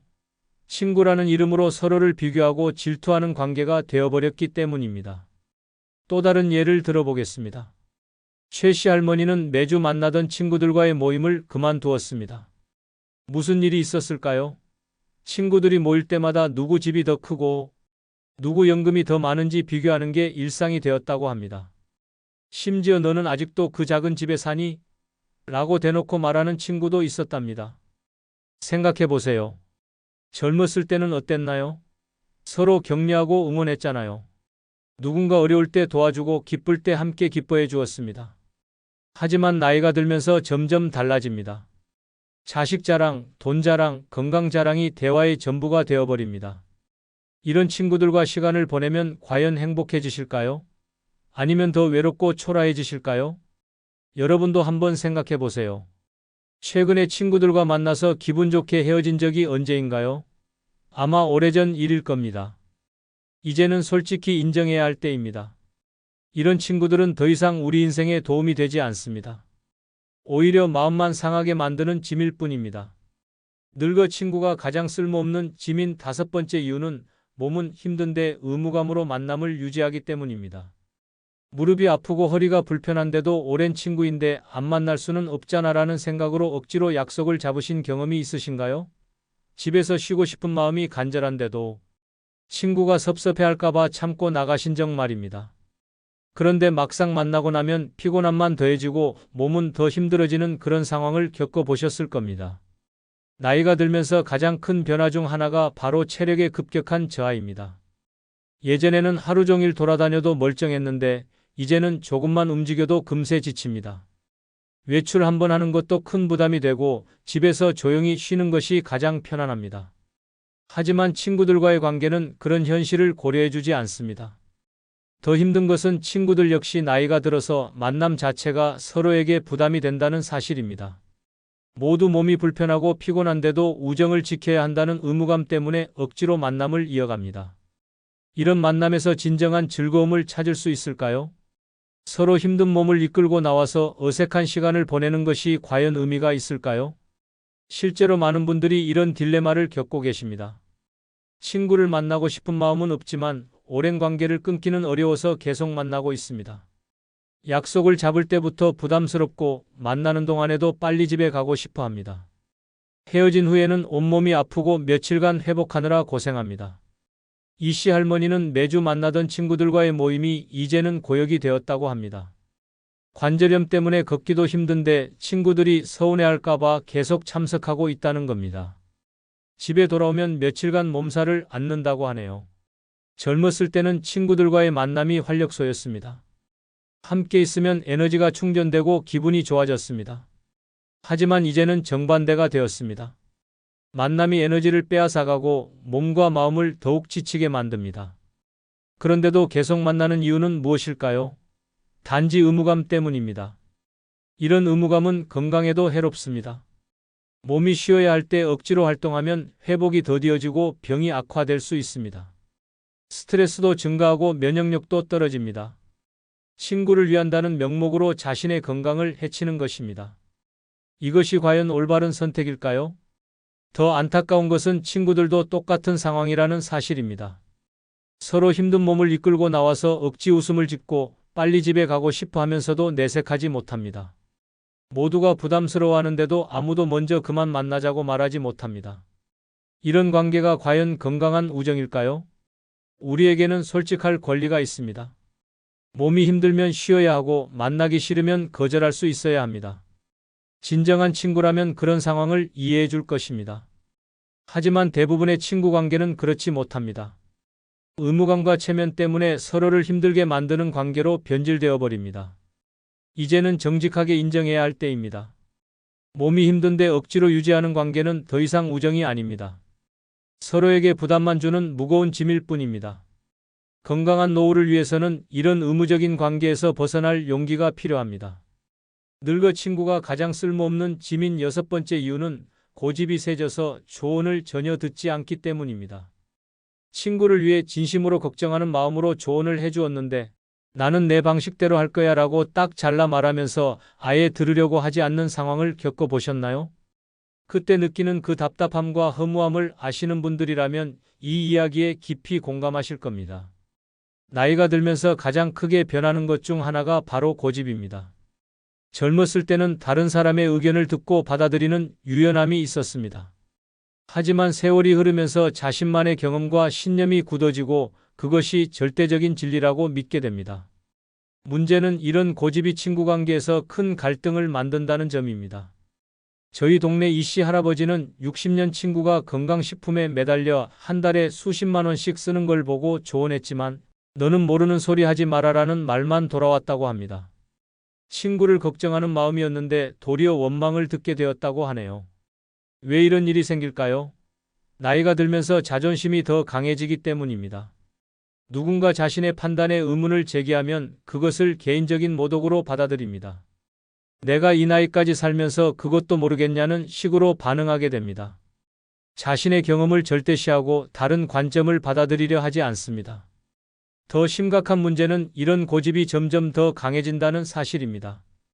한번 마음을 정하면 아무리 명백한 증거를 보여줘도 인정하지 않습니다. 심지어 잘못된 결과가 나와도 운이 나빴을 뿐이라고 합리화합니다. 조언을 해주는 사람을 오히려 방해꾼으로 여기기까지 합니다. 얼마나 많은 분들이 이런 상황을 겪고 계실까요? 친구를 위해 진심으로 조언해 주었는데 도리어 나이 들어서 간섭하지 말아라는 말을 들어보신 분들이 대부분일 겁니다. 그때 느끼는 그 허탈함과 서운함 정말 이루 말할 수 없죠. 젊었을 때는 서로 조언하고 받아들이는 관계였습니다. 누군가 실수하면 이렇게 하는 게 어때? 라고 말해주고 그것을 고마워했습니다. 하지만 이제는 완전히 달라졌습니다. 조언은 간섭이 되고 걱정은 참견이 됩니다. 자신의 방식만이 옳다고 믿고 다른 의견은 전혀 받아들이지 않습니다. 이런 친구들과 관계를 유지하는 게 과연 의미가 있을까요? 무엇을 말해도 듣지 않고 걱정해줘도 고마워하지 않습니다. 오히려 조언하는 사람을 불편해하고 멀리합니다. 이런 관계는 더 이상 우정이 아닙니다. 그냥 서로에게 스트레스만 주는 짐일 뿐입니다. 진정한 소통이 불가능한 관계에서 무엇을 기대할 수 있겠습니까? 지금까지 늙어서 친구가 가장 쓸모없는 짐이 되는 6가지 이유를 말씀드렸습니다. 많은 분들이 아직도 착각하고 계십니다. 친구 없이 어떻게 살아? 라고 걱정하시지만 정작 그 친구들 때문에 얼마나 고통받고 계신지는 모르고 계십니다. 오늘 이 영상을 끝까지 보신 분들은 이제 아실 겁니다. 진짜 문제가 무엇인지 말입니다. 친구가 없어서 외로운 게 아니라 잘못된 친구 때문에 더 외로워지는 겁니다. 스트레스 받는 관계를 억지로 유지하느라 정작 자신을 돌볼 시간도 에너지도 잃어버리는 겁니다. 이제는 선택하십시오. 계속 그 무거운 짐을 지고 살 것인가, 아니면 용기를 내서 진정한 자유를 찾을 것인가. 혼자라고 외로운 것이 아닙니다. 잘못된 사람들과 함께 있을 때가 진짜 외로운 겁니다. 오늘부터 시작하세요. 불필요한 관계는 과감히 정리하고 자신만의 행복을 찾아가세요. 그것이 진정한 지혜로운 노후입니다. 한번 냉정하게 생각해 보십시오. 지금 당신 곁에 있는 사람들 중 끝까지 함께할 사람이 과연 몇 명이나 될까요? 자식은 각자의 삶으로 바쁘고 친구는 전화 한 통 없이 멀어지며 배우자조차 어느 날 갑자기 먼저 떠날 수 있습니다. 결국 남는 건 관계가 아니라 혼자 남은 나이입니다. 젊을 때는 타인의 시선으로 살았지만 노년에는 오직 나 자신만이 나를 지켜줄 수 있습니다. 자식에게 의지하면 상처받고 이웃에게 기대면 더 외로워집니다. 노년을 지키는 건 인간관계가 아니라 스스로를 지키는 생활력과 판단력, 그리고 매일의 태도입니다. 오늘 영상에서는 노년엔 누구보다 나를 먼저 믿어야 합니다. 나를 지켜주는 6가지라는 주제로 무너지지 않는 노년을 위한 단단한 생존 전략을 알려드리겠습니다. 구독과 좋아요, 알림 설정 눌러주시면 바로 시작하겠습니다. 노년에 꼭 필요한 5가지 중 첫 번째는 체면보다 따뜻한 밥 한 끼 나눌 수 있는 사람 한 명입니다. 돈, 명예, 명함 그것들이 모두 사라지고 난 뒤 사람은 비로소 누구와 밥을 먹을 수 있느냐를 생각하게 됩니다. 당당하게 식당 문을 열고 들어가 젓가락을 집어든 내 앞에 앉아줄 사람. 체면 따질 필요도 자존심 세울 필요도 없이 그냥 말없이 국물 한 숟갈을 나눌 수 있는 친구. 그 한 사람이 있느냐 없느냐에 따라 노년의 외로움은 지옥이 되기도 천국이 되기도 합니다. 서울 마포의 한 조용한 한정식집. 66세의 정규호 씨는 낡은 점퍼를 입고 식당 문 앞에서 한참을 망설였습니다. 한때 무역업으로 잘 나가던 그는 몇 년 전 갑작스러운 환율 폭락으로 사업이 무너졌고 뒤이어 건강도 악화되면서 은둔처럼 살아가고 있었습니다. 가족과도 대화가 줄었고 자식들은 잘 지내라는 말만 던진 채 연락을 끊었습니다.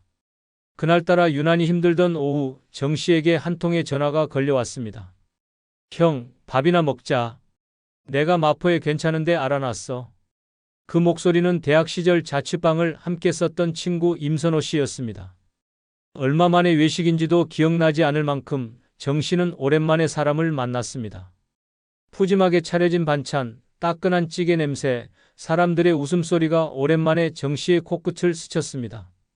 하지만 정 씨는 젓가락을 들지 못했습니다. 숟가락을 손에 쥔 채 그는 작게 입을 열었습니다. 미안하다, 선호야. 요즘 내가 밥값 낼 형편도 안 되고. 그 말을 듣자 임 씨는 천천히 숟가락을 내려놓더니 정 씨를 바라보며 말했습니다. 형, 우리가 밥값 따지던 사이였어? 그냥 먹자. 오늘은 내가 사고 다음엔 형이 커피 한 잔만 사. 정 씨는 아무 말 없이 고개를 숙였습니다. 젓가락이 찌개 속으로 천천히 들어갔고 국물을 떠올리며 조용히 입에 넣는 순간 그의 눈가엔 눈물이 맺혔습니다. 두 사람은 말없이 밥을 먹었습니다. 반찬을 나누고 조용히 물컵을 채워주며 그저 마주 앉아 밥을 먹는 일상이 얼마나 소중한지를 느끼는 순간이었습니다. 임 씨는 말하지 않았습니다. 하지만 그 침묵은 어떤 위로보다 깊었습니다. 그날 정 씨는 밥을 다 먹고 식당 밖벤치에 앉아 조용히 말했다고 합니다. 밥값은 내가 못 냈지만 사랑값은 다시 내고 싶어졌어. 살아야겠다는 생각이 들더라. 임 씨는 그 말을 듣고 정 씨의 어깨를 가만히 두드렸습니다. 형, 예전에 나 등록금 없을 때 형이 내줬잖아. 그때 나 진짜 죽고 싶었는데 형 덕에 버텼어. 지금 형이 힘들다고 해서 내가 멀어질 거라 생각했다면 그게 더 서운한 일이지. 그 말에 정 씨는 한참을 말없이 앉아 있었습니다. 그리고 그날 밤 집에 돌아간 그는 아내에게 조용히 말했습니다. 오늘 사람한테 위로받았다. 나 아직 끝난 거 아니더라. 이처럼 밥 한 끼가 사람을 살릴 수 있습니다. 체면이 없어도 가진 게 없어도 돈이 없어도 그저 한 끼 식사를 함께 할 수 있는 친구 한 명이면 인생은 다시 살아갈 힘을 얻습니다. 그 사람이 있다는 건 내가 아직 사람답게 살아갈 수 있다는 증거입니다. 노년은 외로운 시기가 아닙니다. 단지 옆에 앉아줄 사람이 점점 줄어드는 시간일 뿐입니다. 그러니 지금 당신 곁에도 체면보다 밥 한 끼가 더 중요한 그런 사람 한 명은 있어야 합니다. 그 한 사람이 노년의 외로움을 모두 이겨내게 해줄 유일한 힘입니다. 노년에 꼭 필요한 두 번째는 매월 따박따박 들어오는 연금입니다. 사람은 떠납니다. 자식도 각자 살기 바쁘고 친구도 점점 멀어집니다. 세상이 조용해지고 말동무 하나 없이 하루를 보내는 날이 점점 많아질수록 당신을 지켜주는 건 단 하나, 통장에 찍히는 숫자입니다. 그 숫자는 말이 없지만 배신도 없습니다. 아무도 챙겨주지 않아도 아무리 우울한 날에도 매달 일정한 날에 잊지 않고 찾아옵니다. 그게 연금입니다. 노년의 비참함은 돈이 없다는 게 아닙니다. 필요한 돈이 생겼을 때 그걸 누군가에게 부탁해야만 쓸 수 있는 현실입니다. 아픈데 병원비가 없어 자식에게 전화를 해야 하고 손주 생일에 봉투 하나 준비하지 못해 발길을 돌려야 하는 순간 사람의 자존감은 서서히 부서집니다. 그러나 연금이 있다면 이야기는 완전히 달라집니다. 누구에게도 고개 숙이지 않아도 됩니다.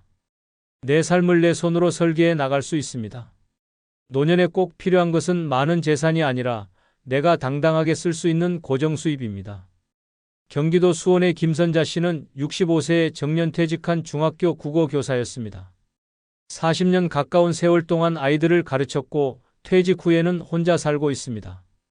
남편과는 일찍 사별했고 자식들은 미국에 정착해 몇 년째 얼굴을 못 봤습니다. 한때는 우울감에 시달렸습니다. 하루 종일 말 한마디 안 하고 지내는 날도 많았고 명절이면 빈 식탁을 멍하니 바라보다 눈물이 날 때도 있었습니다.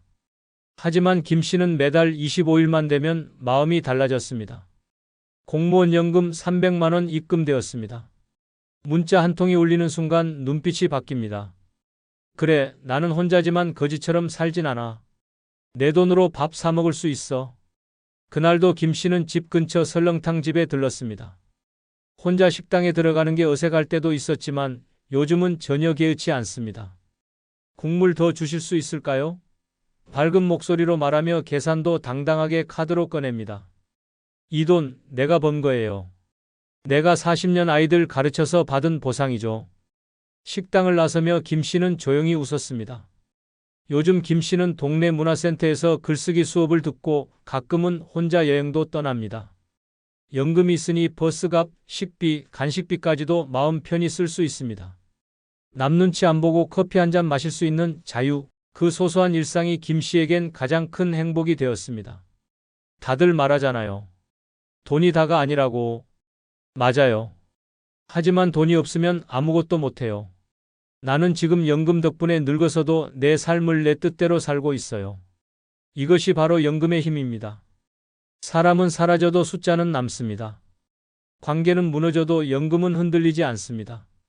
당신을 위해 당신 스스로 준비한 가장 확실한 보호막, 그게 바로 연금입니다. 지금 당신 통장에 매달 찍히는 숫자는 있습니까?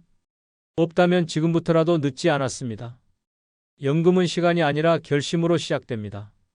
그 숫자 하나가 외로운 노년의 당신을 끝까지 지켜주는 유일한 친구가 되어줄 것입니다. 노년에 꼭 필요한 세 번째는 작지만 내 이름으로 된 집 한 채입니다. 노년의 사람은 점점 작아집니다. 목소리는 낮아지고 어깨는 굽어가며 눈빛은 불안해집니다. 그 작아진 어깨를 가장 확실히 펴주는 건 놀랍게도 집입니다. 그것도 누구의 도움 없이 온전히 내 이름으로 된 집 한 채. 화려하지 않아도 괜찮습니다. 크지 않아도 상관없습니다. 방 한 칸짜리일지라도 그 문패에 내 이름 석 자가 적혀 있다면 그 집은 세상에서 가장 큰 위로가 됩니다. 나이 들면 생각보다 쉽게 불청객이 됩니다. 딸 집에 며칠 묵고 가도 되는 줄 알았는데 냉장고 문을 열었다가 사위 눈치를 봅니다. 어디 앉아 있어도 뭔가 방해되는 것 같고 일찍 자야 할 것 같고 기침 한 번에도 민폐 같고 그렇게 하루하루가 줄어듭니다. 그 공간은 결코 쉼터가 아닙니다.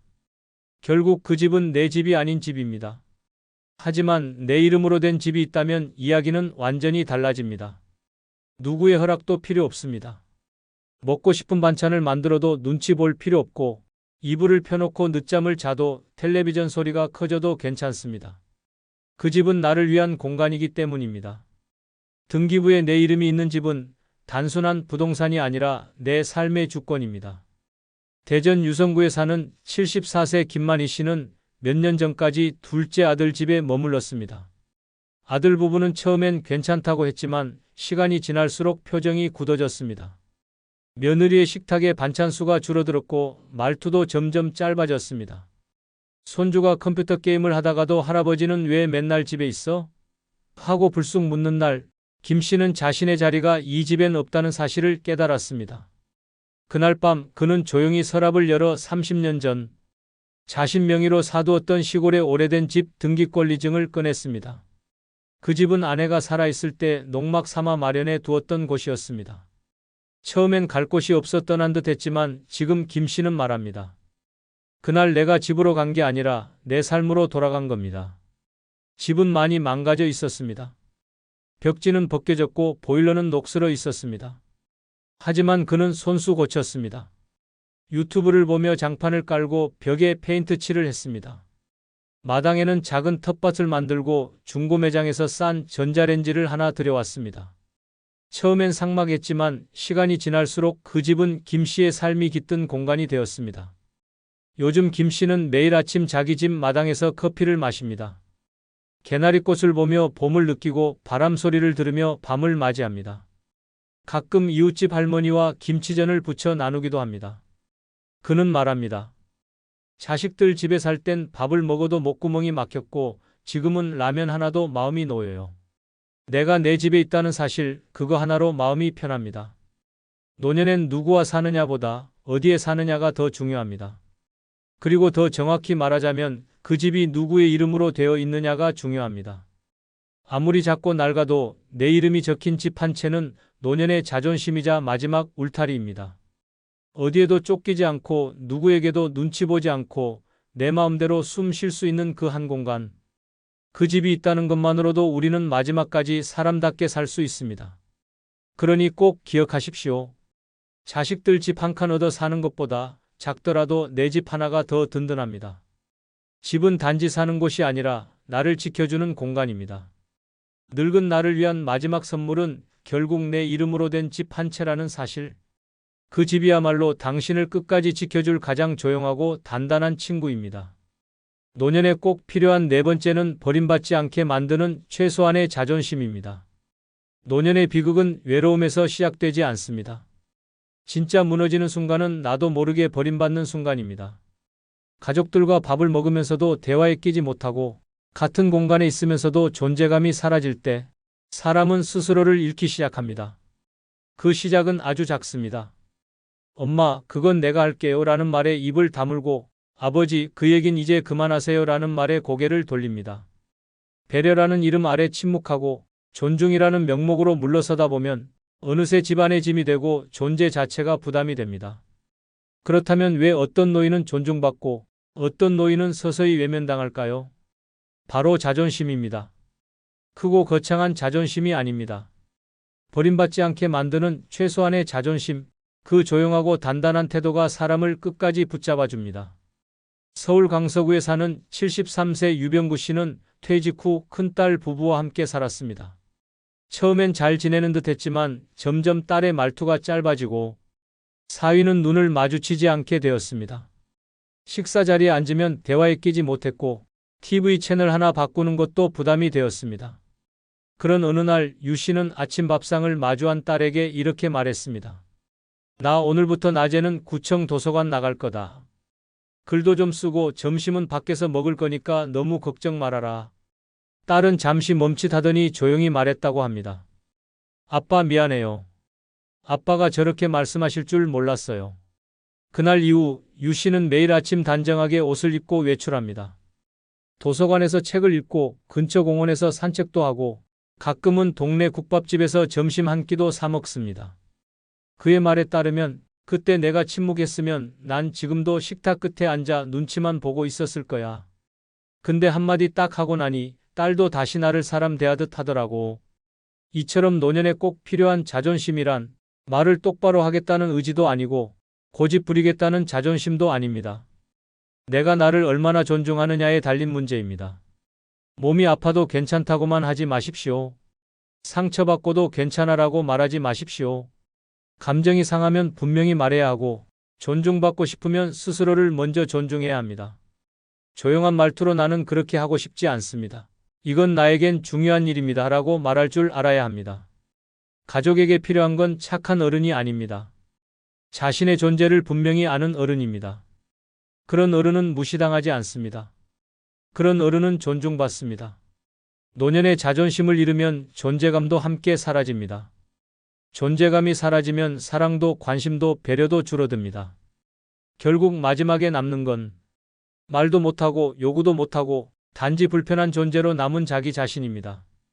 지금이라도 당신의 자존심을 다시 세우십시오. 크지 않아도 됩니다. 단지 당신을 대하는 사람들에게 나는 쉽게 사라질 존재가 아니다라는 메시지를 작은 태도로 전하는 것만으로 충분합니다. 그 한마디, 그 한 걸음, 그 한 표정이 당신을 끝까지 지켜주는 방패가 될 것입니다. 노년은 결국 자존심을 지킨 사람과 잃은 사람의 인생으로 갈립니다. 말없이 버림받지 않기 위해 이제는 스스로를 세워야 합니다. 그게 당신을 지키는 마지막 자존심입니다. 노년에 꼭 필요한 5번째는 나를 대신해 줄 수 있는 서류 한 장입니다. 사람은 언젠가 말할 수 없고 걷지 못하고 심지어 의식조차 잃는 순간을 맞이합니다. 그 순간 당신을 대신해 줄 사람도 목소리도 없다면 어떻게 될까요? 가장 가까운 가족조차도 당신의 진짜 뜻을 몰라 엉뚱한 결정을 내릴 수 있습니다. 그래서 늙은 나를 지켜주는 건 감정이 아닌 준비된 서류 한 장입니다. 그 서류는 한 장이지만 생과 사를 가릅니다. 내가 어떻게 살고 싶은지, 어떤 방식으로 떠나고 싶은지, 누구에게 책임을 맡기고 싶은지 그 모든 것을 말해주는 건 말이 아니라 문서입니다. 요즘 시대엔 연명의료결정서, 유언장, 사전의료의향서, 신탁계약서 등 내 뜻을 남기는 다양한 서류가 있습니다. 이걸 준비해두는 사람은 극히 드뭅니다. 대부분은 이렇게 말하죠. 아직 멀었어. 죽을 얘기를 왜 벌써 해? 하지만 그 순간은 예고 없이 찾아옵니다. 경남 창원의 고한식 씨는 78세 심근경색으로 갑작스럽게 쓰러졌습니다. 응급실에 도착했을 땐 이미 의식을 잃은 상태. 가족들은 놀라 급히 모였지만 문제는 그 다음이었습니다. 연명치료를 원하십니까?